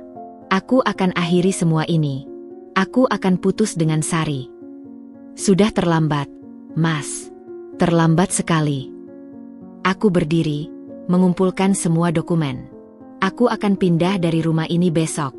Bersama anak-anak. Tidak. Dinda, jangan. Kita bisa perbaiki ini. Memperbaiki? Setelah semua kebohongan? Setelah kau menghabiskan uang puluhan juta untuk selingkuhanmu sementara kau beri wejangan, jangan boros? Suaraku kini penuh dengan kekuatan yang tidak kukira kupunya. Tidak, Mas. Ini sudah berakhir. Aku tidak akan mengizinkan kau mengambil anak-anak. Kita lihat saja nanti di pengadilan. Dengan semua bukti ini, aku yakin hakim akan memihakku. Dia berlutut, memegang erat kakiku. Tolong, Dinda. Maafkan aku. Aku akan berubah. Aku memandangnya, lelaki yang dulu kucintai, yang kini terlihat begitu hina di hadapanku. Kau tahu, Mas? Yang paling menyakitkan bukanlah kau berselingkuh, tapi caramu memperlakukan aku selama ini. Caramu merendahkan aku, menghinaku, membuatku merasa tidak berharga. Dan sekarang aku tahu, semua itu kau lakukan untuk membenarkan tindakan burukmu sendiri. Aku berjalan menuju kamar, meninggalkannya sendirian di ruang tamu. Suara isak tangisnya menyusul dari belakang, tapi hatiku sudah membeku. Di kamar, aku mulai mengemasi barang-barangku dan anak-anak. Tanganku masih gemetar, tapi hatiku terasa lega. Akhirnya semua kebenaran terungkap. Akhirnya aku tahu bahwa selama ini bukan aku yang bermasalah. Pukul 3 pagi, teleponku berdering. Dari layar terpampang nomor yang tidak kukenal. Halo? Kataku dengan hati-hati. Selamat malam, Ibu Dinda. Suara perempuan di seberang sana. Aku langsung mengenalinya. Sari. Saya dengar Anda mengancam akan meninggalkan Mas Adip. Aku menarik napas dalam. Ini urusan antara aku dan suamiku. Suami? Selama setahun terakhir, dia lebih banyak menjadi suami saya daripada suami Anda. Perkataannya menusuk, tapi aku tidak membiarkannya melihat lukaku. Kalau itu yang membuatmu merasa menang, silakan. Tapi ingat, perempuan yang bisa merebut suami orang, suatu hari nanti juga akan kehilangan suaminya dengan cara yang sama. Dia tertawa kecil. Kami akan menikah setelah perceraian kalian selesai. Dan bayi dalam kandungan saya akan punya ayah yang utuh. Selamat menikah dengan lelaki yang bisa membohongi istrinya sendiri. Aku yakin kalian akan berbahagia bersama. Kututup telepon sebelum dia sempat membalas. Tubuhku gemetar, tapi hatiku merasa damai. Pertempuran mungkin baru akan dimulai, tapi setidaknya sekarang aku tahu siapa musuhku. Ketika fajar menyingsing, aku sudah siap dengan koper-koper berisi barang-barang penting. Anak-anak masih tertidur pulas di kamar mereka. Tidak tahu bahwa hidup mereka akan berubah selamanya. Mas Adip masih terduduk di ruang tamu, wajahnya sembab dan lesu. Dinda, katanya ketika aku lewat, apakah tidak ada cara lain? Aku berhenti, memandangnya untuk terakhir kalinya sebagai suamiku. Kau memilih jalannya, Mas. Sekarang aku yang memilih jalanku sendiri. Dengan langkah tegap, aku berjalan menuju mobil, meninggalkan rumah yang dulu kubangun dengan cinta, meninggalkan pernikahan yang hancur oleh kebohongan, dan meninggalkan perempuan lama yang selalu meminta maaf untuk hal-hal yang tidak dilakukannya. Kebenaran memang menyakitkan, tapi ia juga membebaskan. Dan hari ini, untuk pertama kalinya dalam setahun, aku merasa benar-benar bebas. 2 minggu telah berlalu sejak aku dan anak-anak pindah ke rumah sementara yang disewa Tante Maya. Kehidupan baru kami penuh dengan penyesuaian. Dari rumah mewah ke apartemen sederhana 2 kamar, dari kehidupan yang serba ada menjadi harus mengatur segala sesuatu sendiri. Tapi anehnya, justru dalam kesederhanaan ini aku menemukan kedamaian yang selama ini hilang. Anak-anak, Raka yang berusia 6 tahun dan Lila yang 4 tahun, masih terus bertanya tentang ayah mereka. Setiap kali harus menjawab pertanyaan mereka, hatiku seperti diremas-remas. Tapi aku berusaha jujur sebatas yang mereka pahami. Ibu, kenapa kita tidak pulang ke rumah? Tanya Raka suatu pagi saat aku menyiapkan sarapan. Kita punya rumah baru sekarang, sayang. Hanya ibu, Raka, dan Lila. Tapi aku kangen papa, bisik Lila dengan mata berkaca-kaca. Aku memeluk mereka erat. Papa juga kangen kalian. Nanti kalian masih bisa ketemu papa. Mereka tampak sedikit terhibur, tapi aku tahu luka ini akan meninggalkan bekas yang dalam. Hari itu, aku harus pergi ke mall untuk membeli beberapa kebutuhan rumah tangga. Setelah minggu-minggu penuh tekanan, rasanya melegakan bisa keluar sebentar. Aku memutuskan untuk pergi ke mall mewah yang biasa kukunjungi bersama Mas Adip. Sebuah keputusan yang ternyata menjadi kesalahan besar. Saat sedang memilih perlengkapan mandi di lantai dasar, dari kejauhan mataku menangkap sosok yang sangat familiar.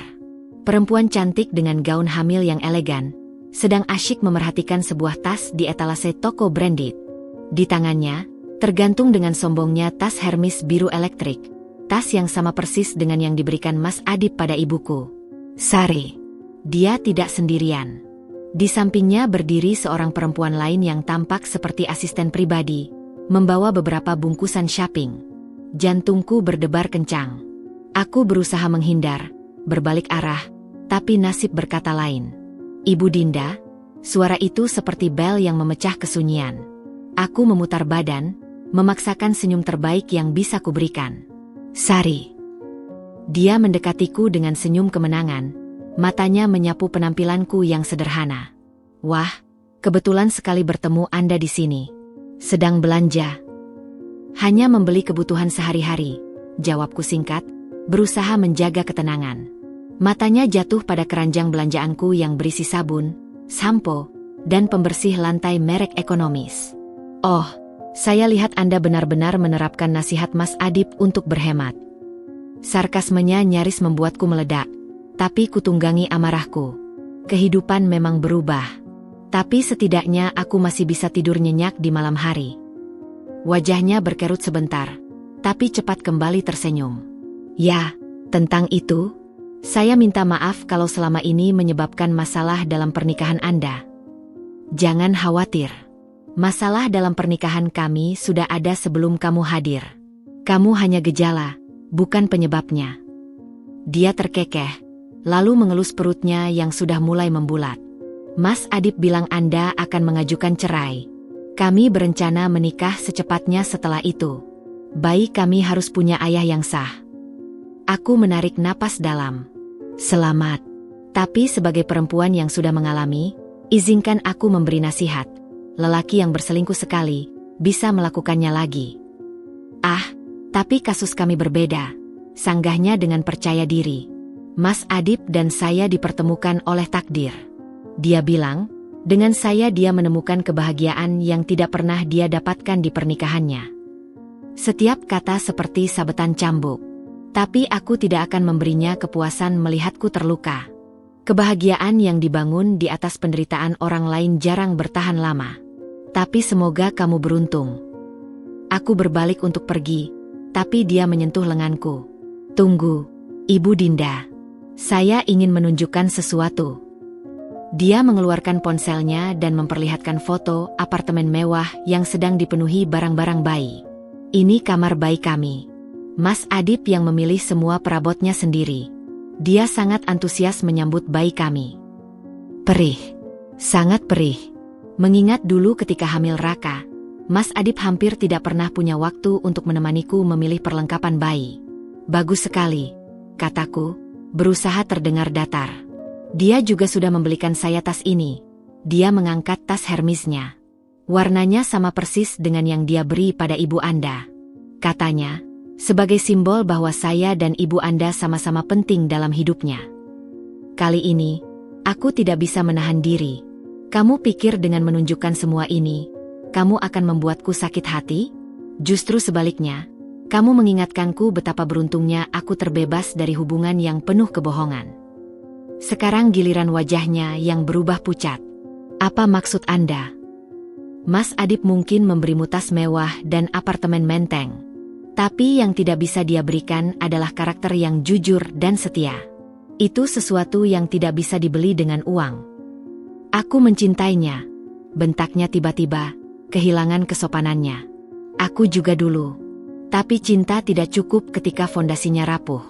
Dan hubungan yang dimulai dengan perselingkuhan. Aku menggeleng, pada akhirnya akan berakhir dengan perselingkuhan juga. Aku melihat matanya berkaca-kaca, dan untuk pertama kalinya aku melihat keraguan di balik topeng percaya dirinya. Saya hamil anaknya. Dia akan bertanggung jawab. Ya, sama seperti dulu dia bertanggung jawab padaku dan anak-anak kami.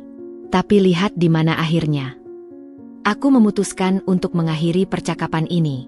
Tapi sebelum pergi, ada satu hal yang harus kukatakan. Sari, sebagai sesama perempuan, izinkan aku berbagi. Hidup tidak selalu tentang tas Hermes dan apartemen mewah. Suatu hari nanti, ketika kamu duduk sendiri di apartemen menteng itu, menunggu lelaki yang mungkin sedang bersama perempuan lain, kamu akan mengingat kata-kataku. Kali ini, aku benar-benar pergi. Langkahku tegap, meski hatiku berdarah. Pertemuan tak terduga ini mengingatkanku pada semua luka, tapi juga menguatkan tekadku untuk tidak pernah kembali kepada kehidupan penuh kepalsuan. Sore itu, ketika aku tiba di apartemen, Tante Maya sudah menungguku dengan wajah khawatir. Dari mana saja, Dinda? Kamu terlihat pucat. Aku menceritakan pertemuanku dengan Sari. Tante Maya menggeleng-geleng kepala. Dasar perempuan kurang ajar. Berani-beraninya menyombongkan diri seperti itu. Tante, yang membuatku sedih bukan kesombongannya, tapi kenyataan bahwa Mas Adip bisa memperlakukan perempuan lain dengan begitu baik, sementara padanya. Tante Maya memelukku erat. Dinda, sayang, ingatlah, mutiara tidak akan dibuang ke sampah. Kalau dia memperlakukanmu buruk, itu bicara tentang karakternya, bukan nilaimu. Malam itu, sementara anak-anak sudah tertidur, aku duduk di balkon apartemen kecilku. Kota Jakarta berkilauan di kejauhan, penuh dengan janji dan bahaya. Aku ingat kata-kata terakhir Sari, dia akan bertanggung jawab. Tapi tanggung jawab seperti apa yang bisa diharapkan dari lelaki yang menghabiskan puluhan juta untuk tas Hermes selingkuhannya, sementara memberi istri sahnya daster murahan dan wejangan, jangan boros? Pertemuan hari ini mengajarku satu hal. Kebenaran mungkin pahit, tapi kepalsuan jauh lebih mematikan. Dan aku memilih kebenaran, betapapun sakitnya. Beberapa jam kemudian, teleponku berdering. Dari layar terpampang nama yang tidak kuharapkan. Mas Adip, apa yang kau katakan pada Sari? Suaranya penuh amarah. Aku hanya mengatakan yang sebenarnya. Ada masalah. Dia pulang sambil menangis. Katanya kau mengancamnya. Aku menarik napas dalam. Aku tidak mengancam siapapun. Aku hanya memberinya nasihat yang mungkin suatu hari akan dia perlukan. Dengar, Dinda, aku sudah mentolerir banyak hal darimu. Tapi jangan ganggu Sari. Dia sedang hamil. Dan aku sedang membesarkan 2 anakmu. Tapi itu tidak pernah menghentikanmu untuk memperlakukan aku seperti sampah, bukan? Dia terdiam. Lalu dengan suara lebih rendah, aku hanya ingin kau memahami. Sudah cukup, Mas. Cukup. Aku tidak ingin mendengar alasanmu lagi. Uruslah hidupmu dengan Sari, dan biarkan aku mengurus hidupku dengan anak-anak kita. Kututup telepon sebelum dia sempat membalas. Malam ini, untuk pertama kalinya, aku merasa benar-benar kuat. Mungkin pertemuan dengan Sari adalah berkas terselubung. Ia mengingatkanku betapa berharganya diriku, dan betapa tidak berharganya hubungan yang harus diperjuangkan dengan cara merendahkan diri. Esok hari adalah hari baru.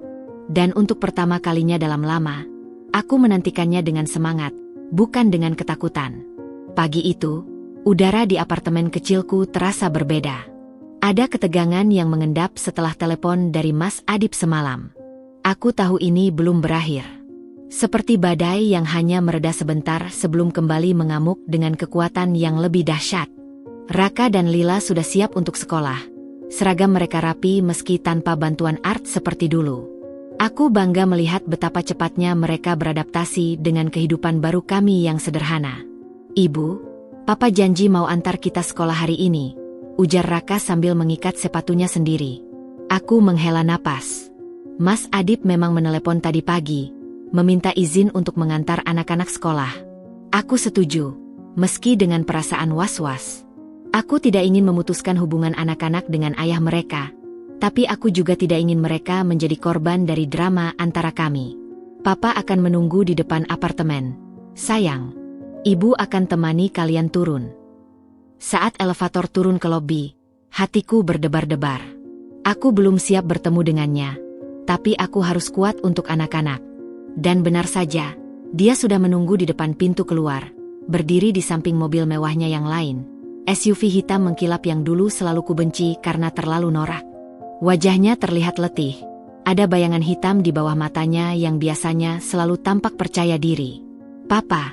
teriak Lila dan Raka serempak, berlari menuju ayah mereka. Wajah Mas Adip mereka senang saat memeluk mereka. Tapi ketika matanya bertemu denganku, senyum itu pudar. "Dinda," ucapnya singkat. "Mas," balasku sama singkatnya. Dia menghela napas. "Bisa kita bicara sebentar?" Setelah aku mengantar mereka sekolah. Aku mengangguk pelan. Aku tahu ini harus terjadi sooner or later. Setelah mereka pergi, aku kembali ke apartemen dengan perasaan campur aduk. Aku menyiapkan kopi, sesuatu yang akan memberiku kekuatan untuk menghadapi pertemuan yang tak terelakkan. Sekitar 1 jam kemudian, bel apartemen berbunyi. Aku menarik napas dalam-dalam sebelum membukanya. Mas Adip berdiri di sana. Wajahnya masih terlihat letih tapi sekarang ada ketegangan yang jelas di bahunya. "Masuklah," kataku, membukakan pintu. Dia masuk dan langsung duduk di sofa kecil di ruang tamu. Matanya menyapu apartemen yang sederhana ini. "Kamu tinggal di tempat seperti ini?" tanyanya. Nada suaranya terdengar seperti merendahkan. "Ini cukup untuk kami. Dan yang penting, di sini kami damai." Dia menghela napas. "Dinda, tentang Sari." "Aku tidak ingin membicarakan Sari," potongku. "Dia adalah pilihanmu. Tapi konsekuensi dari pilihanmu itu yang harus kita bicarakan. Dengar, aku tahu aku bersalah. Tapi apakah tidak ada cara untuk memperbaiki ini?" Aku memandangnya, mencoba mencari sisa-sisa lelaki yang dulu kucintai. Tapi yang kulihat hanyalah seorang lelaki yang terjebak dalam kebohongannya sendiri. "Memperbaiki? Setelah semua yang terjadi? Setelah kau menghinaku dengan daster murahan sementara memberinya tas Hermes? Setelah kau berbohong padaku selama setahun? Setelah kau menghabiskan uang puluhan juta untuknya sementara anak-anak kita harus berhemat? Dinda, aku akan mengembalikan uang-uang itu. Aku akan berhenti membiayainya. Dan bayi yang dikandungnya? Apa kau akan mengabaikan tanggung jawabmu juga?" Dia terdiam, wajahnya pucat. Itu berbeda. Tentu saja berbeda. Karena kali ini konsekuensinya tidak bisa kau hindari dengan mudah. "Dinda, tolong." Dia bersimpu di depanku, tangannya memegang erat tanganku. "Aku masih mencintaimu. Aku tahu aku bodoh, tapi beri aku kesempatan untuk memperbaiki segalanya." Aku menarik tanganku perlahan. "Cinta? Kau punya cara yang aneh untuk menunjukkan cinta, Mas. Cinta tidak seharusnya menyakiti, merendahkan, dan mempermalukan." Dia yang menggoda aku. Aku terjebak. Aku menggeleng, sedih mendengar usahanya untuk mengalihkan kesalahan. "Kau bukan korban di sini, Mas. Kau adalah pelaku. Kau yang memilih untuk berselingkuh. Kau yang memilih untuk berbohong. Kau yang memilih untuk menghinaku." Dia berdiri dengan kasar, wajahnya kini memerah. "Baiklah, kalau itu yang kau mau. Tapi jangan harap kau akan dapat apa-apa. Aku akan pastikan hakim memberi aku hak asuh anak-anak. Sebagai ibu, kau tidak punya pekerjaan, tidak punya penghasilan tetap. Kau pikir hakim akan memihakmu?" Ancaman itu seharusnya membuatku takut. Tapi justru membuatku semakin yakin dengan keputusanku. "Silakan, Mas. Bawa ini ke pengadilan. Dengan semua bukti perselingkuhanmu, penyalahgunaan uang keluarga, dan pengakuanmu sendiri tentang kehamilan Sari, aku yakin hakim akan melihat siapa yang sebenarnya tidak pantas mendapat hak asuh." Dia terkesiap, tidak menyangka bahwa aku sudah siap dengan segala kemungkinan. Kau merekam pembicaraan kita." "Aku melindungi diriku dan anak-anak, Mas. Sesuatu yang seharusnya kau lakukan sebagai suami dan ayah." Dia tertawa sinis. "Jadi ini sudah direncanakan? Kau sengaja memancingku untuk mengaku?" "Tidak. Aku hanya bersiap untuk segala kemungkinan. Dan ternyata persiapanku tidak sia-sia." Duduk kembali, wajahnya berubah. Dari marah menjadi putus asa. "Apa yang kau inginkan, Dinda? Uang? Harta? Katakan saja." Aku ingin keadilan, Mas. Aku ingin anak-anakku tumbuh dalam lingkungan yang jujur. Aku ingin diriku dihargai. Dan semua itu tidak bisa kubeli dengan uang atau harta. Dengan keadaan seperti ini, dia menunjuk sekeliling apartemen. Kau pikir kau bisa memberi yang terbaik untuk anak-anak? Dengan cinta dan kejujuran, aku yakin bisa. Lebih baik hidup sederhana dengan harga diri, daripada hidup mewah dengan kebohongan. Dia menggeleng, seperti tidak percaya dengan keteguhanku. Kau sudah berubah, Dinda. Ya, aku berubah. Aku belajar bahwa kadang kita harus berhenti berharap pada orang yang terus menyakiti kita. Aku belajar bahwa lebih baik sendirian daripada bersama seseorang yang membuatmu merasa sepi. Dia berdiri, wajahnya kini menunjukkan penerimaan bahwa tidak ada yang bisa diubah lagi. Kalau begitu, kita akan bertemu di pengadilan. Baik, Mas. Sampai bertemu di pengadilan. Dia berjalan menuju pintu, tapi berhenti sebentar. Dinda, aku minta maaf. Untuk segalanya. Aku memandangnya, dan untuk pertama kalinya, aku melihat penyesalan yang tulus di matanya. Terima kasih untuk permintaan maafnya, Mas. Tapi maaf tidak mengubah apa yang sudah terjadi.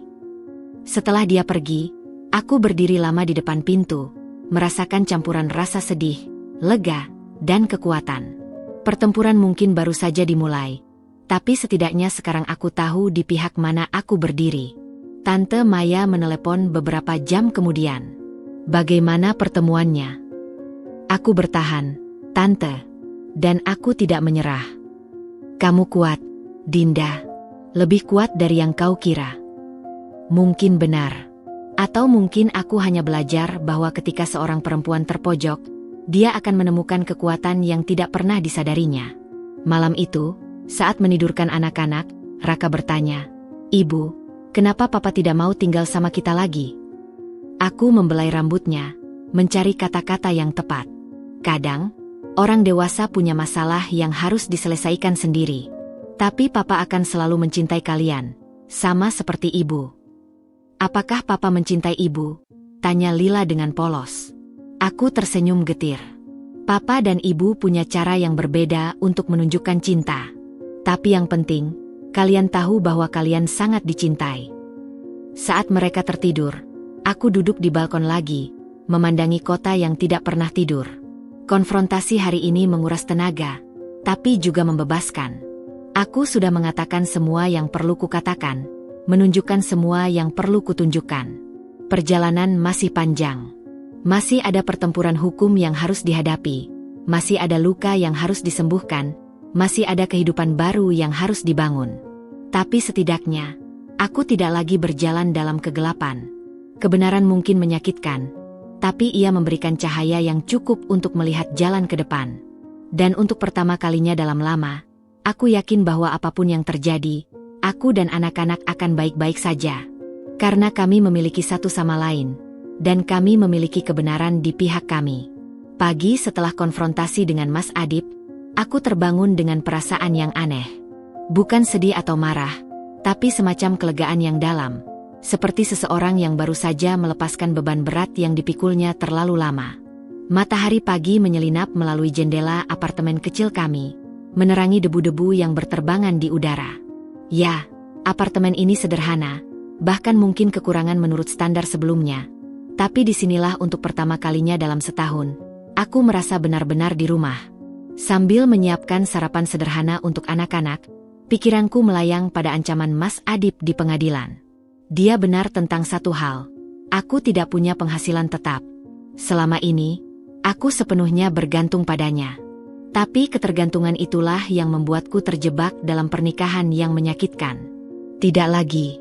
Selamat pagi, Ibu. Sapa Raka yang baru saja keluar dari kamarnya. Seragam sekolah sudah rapi. Pagi. Sayang, ayo sarapan dulu. Sementara anak-anak makan, aku mengambil laptop dan mulai mencari peluang kerja. Tapi gelar sarjana manajemen yang kudapatkan 10 tahun lalu tampak sudah usang. Pengalamanku sebagai ibu rumah tangga selama 7 tahun tidak terlalu berarti di dunia kerja. Ibu sedang cari kerja? Tanya Raka dengan polos. Ibu sedang cari cara untuk bisa dapat uang sendiri, sayang. Seperti teman Raka, Kevin, ibunya jualan kue. Kata-kata Raka seperti petir di siang bolong. Jualan kue? Mengapa tidak? Selama ini, kue-kue buatanku selalu dipuji dalam setiap acara keluarga. Bahkan Mas Adip yang perfeksionis sekalipun pernah bilang kue tart-tart buatanku lebih enak daripada yang dijual di hotel bintang 5. Setelah mengantar anak-anak sekolah, aku langsung menelepon Tante Maya. Tante, aku ada ide. Bagaimana kalau aku buka usaha catering dan kue? Wah, ide yang bagus, Dinda. Masakanmu memang selalu enak. Tante bisa jadi pelanggan pertamamu. Dengan semangat baru, aku mulai merencanakan segalanya. Pertama, aku perlu modal. Tabungan rahasiaku yang selama ini kukumpulkan, sekitar 20 juta, cukup untuk memulai usaha kecil-kecilan. Hari itu juga, aku pergi ke pasar untuk membeli bahan-bahan. Berbeda dengan biasanya ketika belanja dengan uang Mas Adip yang selalu kudapatkan dengan perasaan bersalah, kali ini uang di dompetku adalah hasil tabunganku sendiri. Setiap rupiah terasa berharga. Sore harinya, ketika anak-anak sudah pulang sekolah, aku mengajak mereka ikut membuat kue. Ibu, kita mau jadi apa? Tanya Lila sambil asyik mengaduk adonan. Kita mau buka toko kue, sayang. Jadi ibu bisa dapat uang sendiri untuk beli mainan dan baju buat kalian. Wah, seru Raka. Nanti Raka mau jualin ke teman-teman di sekolah. Keesokan harinya, dengan bantuan Tante Maya, aku mulai menawarkan kue-kue buatanku ke tetangga dan kenalan. Awalnya hanya pesanan kecil-kecilan, tapi dalam seminggu, pesanan mulai berdatangan. Kata Tante Maya, rasanya yang enak dan presentasi yang rapi membuat kue kuku laris. Suatu sore, ketika aku sedang sibuk membuat pesanan untuk arisan di kompleks Tante Maya, teleponku berdering. Dari layar terpampang nomor yang tidak kukenal. Selamat sore, dengan Ibu Dinda. Suara perempuan di seberang sana. Iya, dengan saya. Saya Dian, teman dari Ibu Maya. Saya dengar kue-kue Ibu enak. Kebetulan anak saya mau ulang tahun minggu depan. Bisakah Ibu buatkan kue untuk 50 orang? Jantungku berdebar kencang. Pesanan pertamaku yang besar. Tentu saja, Bu. Ada tema khusus yang diinginkan. Setelah membicarakan detail pesanan, aku menutup telepon dengan perasaan euforia. Ini baru awal, tapi setidaknya aku membuktikan bahwa aku bisa mandiri. 2 minggu kemudian, usahaku sudah berkembang pesat. Aku tidak hanya menerima pesanan kue, tapi juga mulai menerima pesanan makanan untuk acara-acara kecil.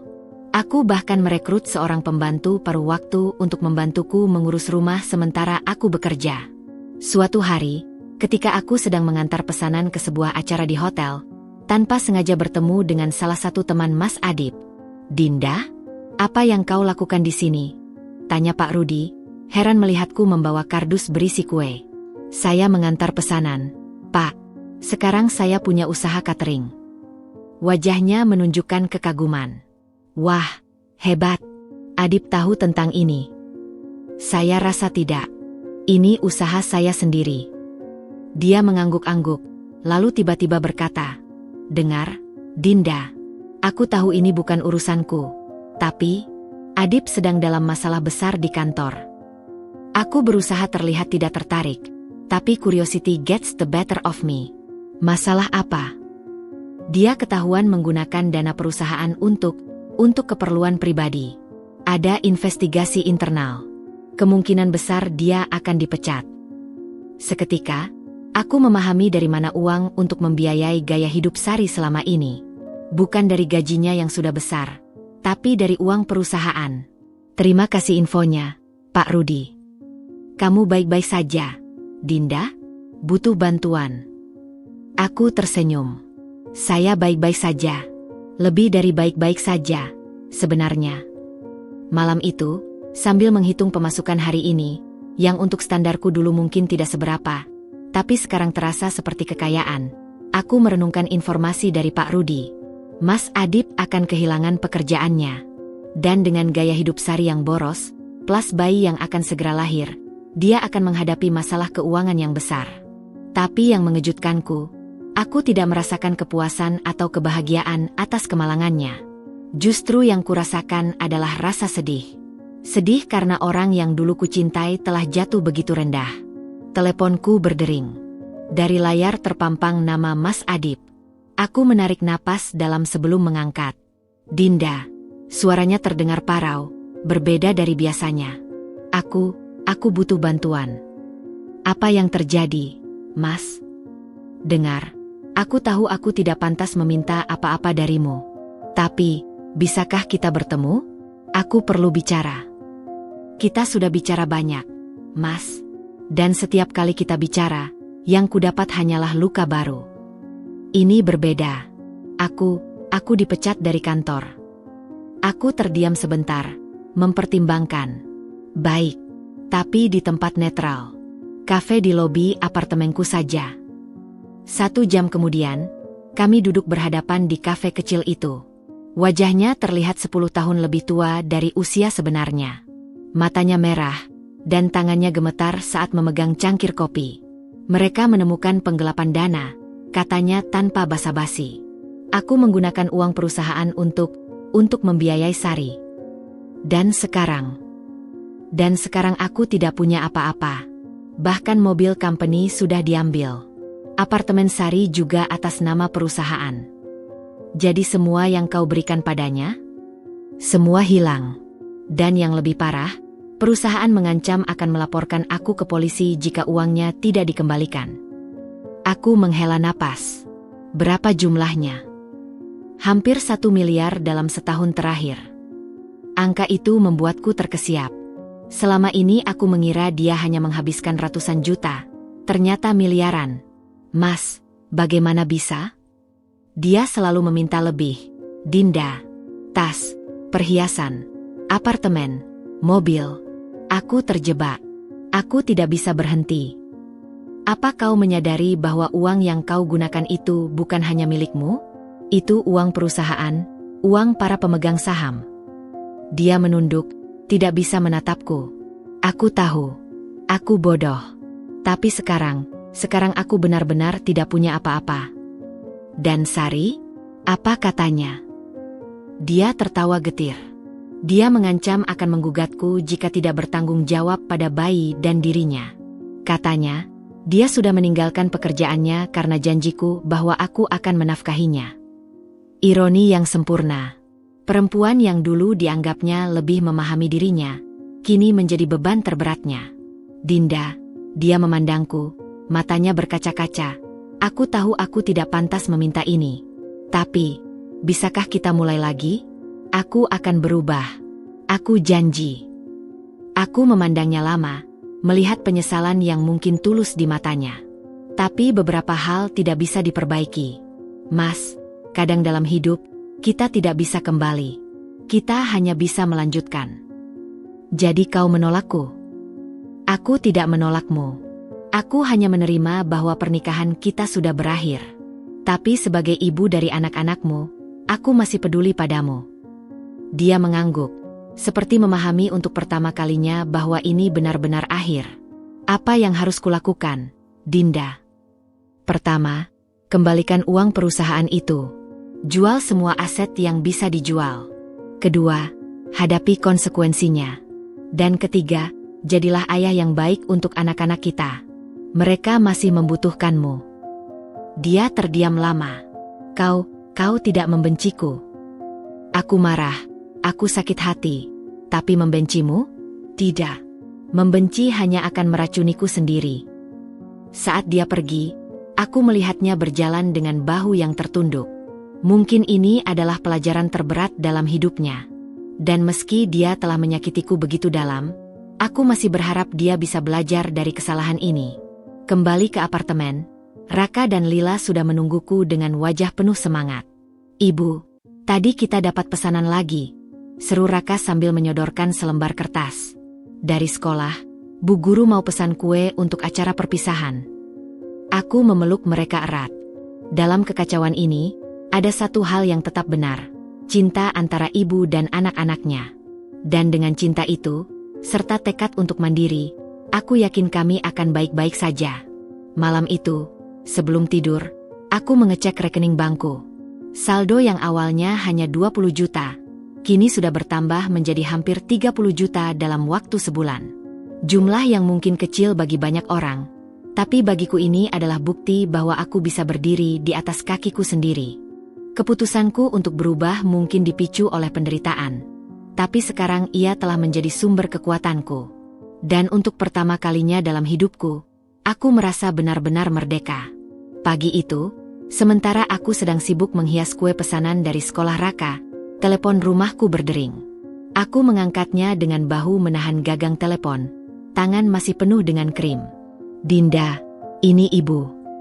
Suara di seberang sana terdengar serak dan tidak seperti biasanya. "Ibu? Ada apa? Ibu baik-baik saja?" Tanyaku segera, meletakkan piping bag yang sedang kugenggam. "Bisakah kita bertemu? Ibu perlu bicara denganmu." Ada desakan dalam suaranya yang membuatku langsung khawatir. "Tentu, Bu. Sekarang juga? Iku bisa ke rumah ibu." "Tidak, lebih baik kita bertemu di luar. Kafe di mal dekat apartemenmu. Bagaimana? Jam 11. Setelah menutup telepon, hatiku berdebar-debar. Ibu biasanya tidak pernah meminta bertemu dengan cara seperti ini. Selama ini, setelah peristiwa restoran, hubungan kami agak renggang. Aku tahu ibu merasa bersalah menerima tas Hermes itu, sementara aku berusaha tidak menyalahkannya karena tidak tahu menahu tentang perselingkuhan Mas Adib. Saat tiba di kafe, ibu sudah duduk menungguku di sudut yang paling sunyi. Wajahnya terlihat lebih tua dari usia sebenarnya, dan ada lingkaran hitam di bawah matanya yang biasanya selalu bersinar. "Ibu, apa yang terjadi?" Tanyaku segera setelah duduk, meraih tangannya yang terasa dingin. "Dinda, ibu sudah tahu segalanya." Matanya berkaca-kaca. "Tentang Sari. Tentang uang yang dihabiskan Adib untuk perempuan itu. Tentang dia dipecat dari pekerjaannya." Aku terkesiap. "Dari mana ibu tahu?" "Ibu menyewa detektif swasta," ucapnya dengan suara bergetar. "Sejak malam di restoran itu, sejak dia memberiku tas mewah itu, ibu tahu ada yang tidak beres. Seorang menantu tidak akan tiba-tiba berubah begitu drastis tanpa alasan." Aku memandangnya, takjub. Selama ini aku mengira ibu tidak menyadari apa-apa. Ternyata diam-diam dia melakukan penyelidikan sendiri. Kenapa ibu tidak bilang padaku? Awalnya ibu hanya ingin memastikan. Dan ketika bukti-bukti mulai terkumpul, dia menghela napas berat. "Ibu terlalu malu untuk mengakuimu. Karena ibu adalah bagian dari kebohongan itu." "Bagaimana maksudnya?" "Tas Hermes yang dia beri padaku," suaranya hampir berbisik, "itu adalah cara untuk membungkus mulutku. Untuk membuatku tidak curiga. Dan yang paling menyakitkan, ibu menerimanya dengan senang hati. Ibu tidak bisa disalahkan. Ibu tidak tahu. Tapi ibu harusnya tahu. Hardiknya pada diri sendiri. Ibu harusnya melihat tanda-tandanya. Cara dia memperlakukanmu di restoran itu bukan cara seorang suami yang mencintai istrinya." Air mata mulai menggenang di mataku. "Ibu. Dengarkan ibu, nak." Tangannya menggenggam erat tanganku. "Ibu sudah bicara dengan pengacara keluarga. Semua harta yang atas nama ibu, rumah, tanah, saham, akan ibu alihkan atas namamu. Ibu juga sudah meminta Adib untuk mengembalikan tas itu, dan uangnya akan ibu berikan padamu." Aku terkejut. "Tidak, ibu. Aku tidak butuh itu. Aku sudah mulai bisnis cateringku sendiri, dan..." "Tapi kau dan cucu-cucu ibu pantas mendapat yang lebih baik." Suaranya kini tegas. "Dan ibu tidak akan membiarkan anak ibu dan kedua cucu ibu hidup dalam kesulitan sementara anak kandung ibu yang lain menghamburkan uang untuk perempuan simpanan." Untuk pertama kalinya, aku melihat sisi lain dari ibuku. Bukan lagi perempuan lembut yang selalu menghindari konflik, tapi seorang ibu singa yang siap membela anaknya. "Ibu sudah bicara dengan Adib kemarin," lanjutnya, matanya kini berbinar dengan tekad. "Ibu beri dia dua pilihan, mengembalikan semua uang perusahaan dan menghadapi konsekuensinya, atau ibu yang akan melaporkannya ke polisi sendiri." Aku terkesiap. "Ibu akan melaporkan anak ibu sendiri." Dengan berat hati, "Ya. Karena kadang mengasihi seseorang berarti tidak membiarkannya terus berbuat salah." Air mata akhirnya menetes di pipinya. Dulu, ibu terlalu memanjakannya. Selalu memberinya apa yang dia mau. Dan lihat hasilnya sekarang. Dia tumbuh menjadi lelaki yang tidak bertanggung jawab. Aku memeluknya erat. Disinilah, di pelukan ibuku setelah bertahun-tahun, aku merasa seperti anak kecil lagi yang dilindungi. Terima kasih, Ibu. Tapi biarkan aku menanganinya dengan caraku. Ibu tahu kau kuat, Dinda. Tapi kau tidak harus menghadapi semuanya sendirian. Keluarga seharusnya saling mendukung, bukan saling menyakiti. Pertemuan dengan ibu hari itu mengubah segalanya. Tidak hanya hubungan kami yang pulih, tapi juga memberiku kekuatan baru. Aku menyadari bahwa aku tidak sendirian. Masih ada orang yang peduli, yang siap membelaku. Sore itu, setelah kembali ke apartemen, aku menerima telepon dari Mas Adib. Suaranya terdengar panik. Dinda, ibu datang ke rumah tadi. Dia mengambil tas Hermes itu dan semua kartu kredit yang dia beri padaku. Aku tahu, Mas. Dia bilang akan melaporkan aku ke polisi jika tidak mengembalikan uang perusahaan dalam waktu seminggu. Dan kau akan melakukan apa? Dengarkan, aku jual mobil pribadiku, beberapa perhiasan, dan apartemen yang selama ini kutitipkan atas nama Sari. Tapi itu tidak cukup. Masih kurang sekitar 300 juta. Aku menarik napas dalam. Mas, dengar. Aku tidak ingin melihatmu masuk penjara. Tapi kau harus bertanggung jawab. Apa yang harus kulakukan, Dinda? Aku benar-benar tidak punya jalan lain. Ada bagian dariku yang ingin membantunya. Tapi bagian lain yang lebih bijak tahu bahwa ini adalah pelajaran yang harus dia jalani sendiri. Pergi ke atasanmu. Akui kesalahanmu. Minta waktu untuk mencicil pengembalian uangnya. Tunjukkan bahwa kau menyesal dan mau memperbaiki kesalahan. Dia terdiam lama. Mereka tidak akan percaya padaku. Maka kau harus buktikan dengan tindakan, bukan dengan kata-kata. Setelah menutup telepon, aku duduk termenung lama. Ibu datang ke apartemenku beberapa jam kemudian, membawa sebuah map tebal. Ini dokumen pengalihan harta, Dinda. Ibu juga sudah bicara dengan pengacara tentang perceraianmu. Ibu akan pastikan kau dan cucu-cucu ibu dapat yang terbaik. Ibu, aku tidak tahu harus berkata apa.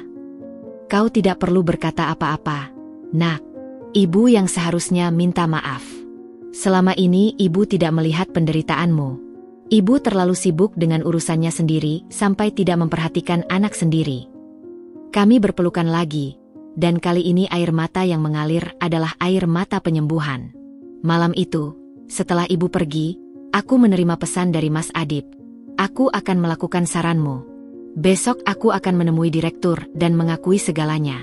Apapun hasilnya, terima kasih sudah tidak meninggalkanku sendirian. Aku tidak membalas pesannya. Tapi dalam hatiku, aku berharap dia benar-benar belajar dari kesalahan ini. Bukan untuk kami. Karena pernikahan kami sudah berakhir, tapi untuk dirinya sendiri, dan untuk anak-anak kami yang masih membutuhkan figur ayah dalam hidup mereka. Sebelum tidur, ku pegang erat tangan Raka dan Lila yang sedang tertidur pulas. Aku berbisik pelan, Ibu janji, tidak peduli apa yang terjadi, Ibu akan selalu melindungi kalian. Dan Ibu akan mengajarkan kalian untuk menjadi orang yang jujur dan bertanggung jawab. Pelajaran dari semua ini begitu berharga. Bahwa cinta sejati tidak membutuhkan tas Hermes atau apartemen mewah. Cinta sejati ada dalam kejujuran, saling menghargai, dan kesediaan untuk bertanggung jawab atas kesalahan yang diperbuat. Dan yang terpenting, aku belajar bahwa sebagai perempuan, aku punya hak untuk dihargai, bukan hanya oleh pasangan, tapi juga oleh diriku sendiri. 2 tahun telah berlalu sejak semua badai dalam hidupku menerpa. Hari ini, aku duduk di teras rumah kecil kami yang baru. Sebuah rumah sederhana tapi penuh cinta, dibeli dari hasil jerih payahku sendiri. Pagi yang cerah menyinari taman mungil di depan rumah, di mana Raka dan Lila sedang asyik bermain dengan anjing peliharaan mereka, Boni. Bu, lihat. Boni bisa ambil bola, teriak Lila dengan riang. Aku tersenyum, menikmati secangkir kopi hangat. Rasanya sulit dipercaya bahwa dari reruntuhan pernikahanku yang hancur, aku bisa membangun kehidupan baru yang begitu damai dan bermakna. Usaha cateringku kini telah berkembang menjadi bisnis yang cukup sukses. Awalnya hanya menerima pesanan dari tetangga dan kenalan, kini aku sudah memiliki 5 karyawan tetap dan melayani pesanan untuk berbagai acara perusahaan. Bahkan bulan lalu, untuk pertama kalinya, aku bisa membeli mobil sendiri, tidak mewah, tapi cukup untuk mengantarkan anak-anak sekolah dan mengirim pesanan. Selamat pagi, ibu pemilik usaha. Sapa Tante Maya yang tiba-tiba muncul dari balik pagar, membawa kue tart kecil. Ini untuk merayakan ulang tahun bisnismu yang kedua. Tante Maya, masih ingat saja, kataku sambil memeluknya. Tentu saja. Masih ingat 2 tahun lalu, ketika kau memulai dengan 1 oven bekas dan mixer seadanya. Kami tertawa bersama, mengenang perjalanan yang tidak mudah tapi sangat memuaskan. Perjalanan hukum perceraian kami ternyata berlangsung lebih lancar dari yang dikhawatirkan. Dengan semua bukti yang kukumpulkan, plus pengakuan Mas Adip sendiri, prosesnya berjalan cukup cepat. Aku mendapatkan hak asuh penuh atas anak-anak, sementara Mas Adip dapat hak berkunjung. Yang mengejutkan adalah perubahan pada Mas Adip. Setelah dipecat dari perusahaannya dan harus menghadapi tuntutan hukum, yang akhirnya diselesaikan dengan perdamaian setelah dia berhasil mengembalikan semua uang yang digunakannya, dia seperti menjadi orang yang berbeda. Dia sekarang bekerja sebagai manajer di perusahaan yang lebih kecil, dengan gaji yang tentu saja tidak sebesar dulu, tapi setidaknya jujur. Setiap akhir pekan ketika dia menjemput anak-anak, aku melihat kedewasaan dalam dirinya yang dulu tidak ada. "Papa datang," teriak Raka ketika sebuah mobil sederhana berhenti di depan rumah. Mas Adip turun dengan membawa beberapa bungkusan. Wajahnya masih tampan, tapi kini ada kerendahan hati yang membuatnya terlihat lebih bijaksana. "Untuk kalian," katanya pada anak-anak sambil memberikan bungkusan berisi buku dan mainan sederhana. Lalu dia menoleh padaku, "Dan ini untukmu, Dinda." Dia menyodorkan sebuah bungkusan kecil. Aku membukanya dengan hati-hati. Isinya adalah sebuah buku catatan kuliner dengan sampul kulit yang indah. "Untuk mencatat resep-resep barumu," katanya dengan senyum. "Terima kasih, Mas. Ini sangat berarti." Dia mengangguk, lalu mengajak anak-anak masuk ke mobil untuk pergi ke kebun binatang. Sebelum pergi, dia berbalik padaku. "Dinda, aku ingin berterima kasih. Untuk segala sesuatu. Untuk tidak membenciku, untuk tetap mengizinkanku menjadi ayah bagi anak-anak kita, dan untuk mengajariku tentang arti tanggung jawab yang sebenarnya." Aku tersenyum. "Kita semua berubah, Mas. Yang penting kita belajar dari kesalahan." Setelah mereka pergi, Tante Maya mendekatiku. "Dia benar-benar berubah, ya?" "Orang bisa berubah jika mereka benar-benar mau," jawabku. Tentang Sari, ceritanya berakhir berbeda dari yang dia harapkan. Setelah Mas Adip kehilangan pekerjaan dan tidak lagi bisa membiayai gaya hidupnya, dia memutuskan untuk menggugurkan kandungannya dan meninggalkan Mas Adip. Kabarnya dia sekarang bersama pria lain yang lebih kaya. Terkadang aku merasa sedih memikirkan bayi yang tidak pernah lahir itu, tapi mungkin itulah yang terbaik. Ibu kini menjadi salah satu penyokong terbesarku. Dia sering membantu mengurus anak-anak ketika aku sibuk dengan pesanan besar, dan hubungan kami semakin dekat dari sebelumnya. Tas Hermes yang dulu menjadi sumber masalah, akhirnya dijual dan uangnya digunakan untuk membiayai sekolah anak-anak. "Bu, kapan kita bikin kue lagi?" tanya Lila ketika mereka pulang dari kebun binatang nanti. "Besok, sayang. Ibu dapat pesanan untuk pesta pernikahan." "Wah, berarti kita bisa makan kue sisa," seru Raka dengan gembira. Aku tersenyum melihat antusiasme mereka. Dalam kesederhanaan ini, ada kebahagiaan yang tidak bisa dibeli dengan tas Hermes atau apartemen mewah. Malam itu, setelah menidurkan anak-anak, aku duduk di teras rumah sambil memandangi bintang-bintang. Pikiranku melayang pada perjalanan yang telah kulalui. Dari istri yang dihinakan, yang hanya pantas mendapat daster murahan, menjadi perempuan mandiri yang bisa menghidupi diri dan anak-anaknya sendiri. Aku ingat kata-kata Mas Adip di restoran dulu, "Jangan boros." Ironisnya, justru dengan tidak borosnya dia padaku, aku belajar untuk menjadi kuat. Dengan kekikiran emosionalnya, aku belajar untuk mencintai diri sendiri. Dengan pengkhianatannya, aku belajar arti kesetiaan yang sebenarnya. Teleponku berdering. Dari layar terpampang nama seorang klien yang ingin memesan kue untuk acara perusahaan besar. Ibu Dinda, saya dengar kue-kue ibu yang terbaik di kota. Bisakah ibu membuatkan kami kue untuk 500 orang? Aku tersenyum. Tentu saja. Mari kita bicarakan detailnya. Setelah menutup telepon, aku menarik napas dalam. Dari daster murahan menjadi pemilik usaha catering yang dipercaya perusahaan-perusahaan besar. Siapa yang menyangka? Kebahagiaan sejati ternyata tidak datang dari apa yang kita terima dari orang lain, tapi dari apa yang kita ciptakan untuk diri sendiri. Tidak dari seberapa mahal hadiah yang kita dapat, tapi dari seberapa besar kita menghargai diri sendiri. Dan untuk Mas Adip, meski pernikahan kami sudah berakhir, aku berharap dia menemukan kedamaian yang sama. Karena dalam akhir ini, tidak ada yang kalah atau menang. Hanya dua orang yang belajar, terlambat mungkin, tapi tetap belajar, tentang arti cinta, tanggung jawab, dan penghargaan yang sebenarnya. Anak-anakku, mereka yang dulu menjadi saksi kepahitan kami, kini menjadi saksi kebangkitan kami. Mereka belajar bahwa meski pernikahan bisa berakhir, cinta seorang ibu dan ayah pada mereka tidak akan pernah berakhir. Dan untuk diriku sendiri, aku belajar bahwa harga diri seorang perempuan tidak ditentukan oleh harga kado yang diterimanya, tapi oleh kekuatan untuk bangkit dari keterpurukan, oleh keberanian untuk memulai lagi, dan oleh kebijaksanaan untuk memaafkan, baik orang lain maupun diri sendiri. Malam semakin larut, tapi hatiku terang benderang. Seperti bintang-bintang di langit yang terus bersinar meski gelap malam mencoba menelannya. Aku mungkin pernah terjatuh, tapi kini aku berdiri lebih tegak. Pernah tersakiti, tapi kini lebih kuat. Dan yang terpenting, aku belajar bahwa kebahagiaan sejati ada dalam damainya hati, bukan dalam gemerlapnya materi. Selamat malam, dunia, bisikku sebelum masuk ke dalam rumah. Terima kasih untuk semua pelajarannya. Dan untuk pertama kalinya dalam hidupku, aku benar-benar percaya bahwa apapun yang terjadi besok, aku dan anak-anak akan baik-baik saja. Karena kami memiliki satu sama lain, dan kami memiliki cinta yang tulus, cinta yang tidak perlu dibungkus dengan kardus bermotif untuk membuktikan nilainya.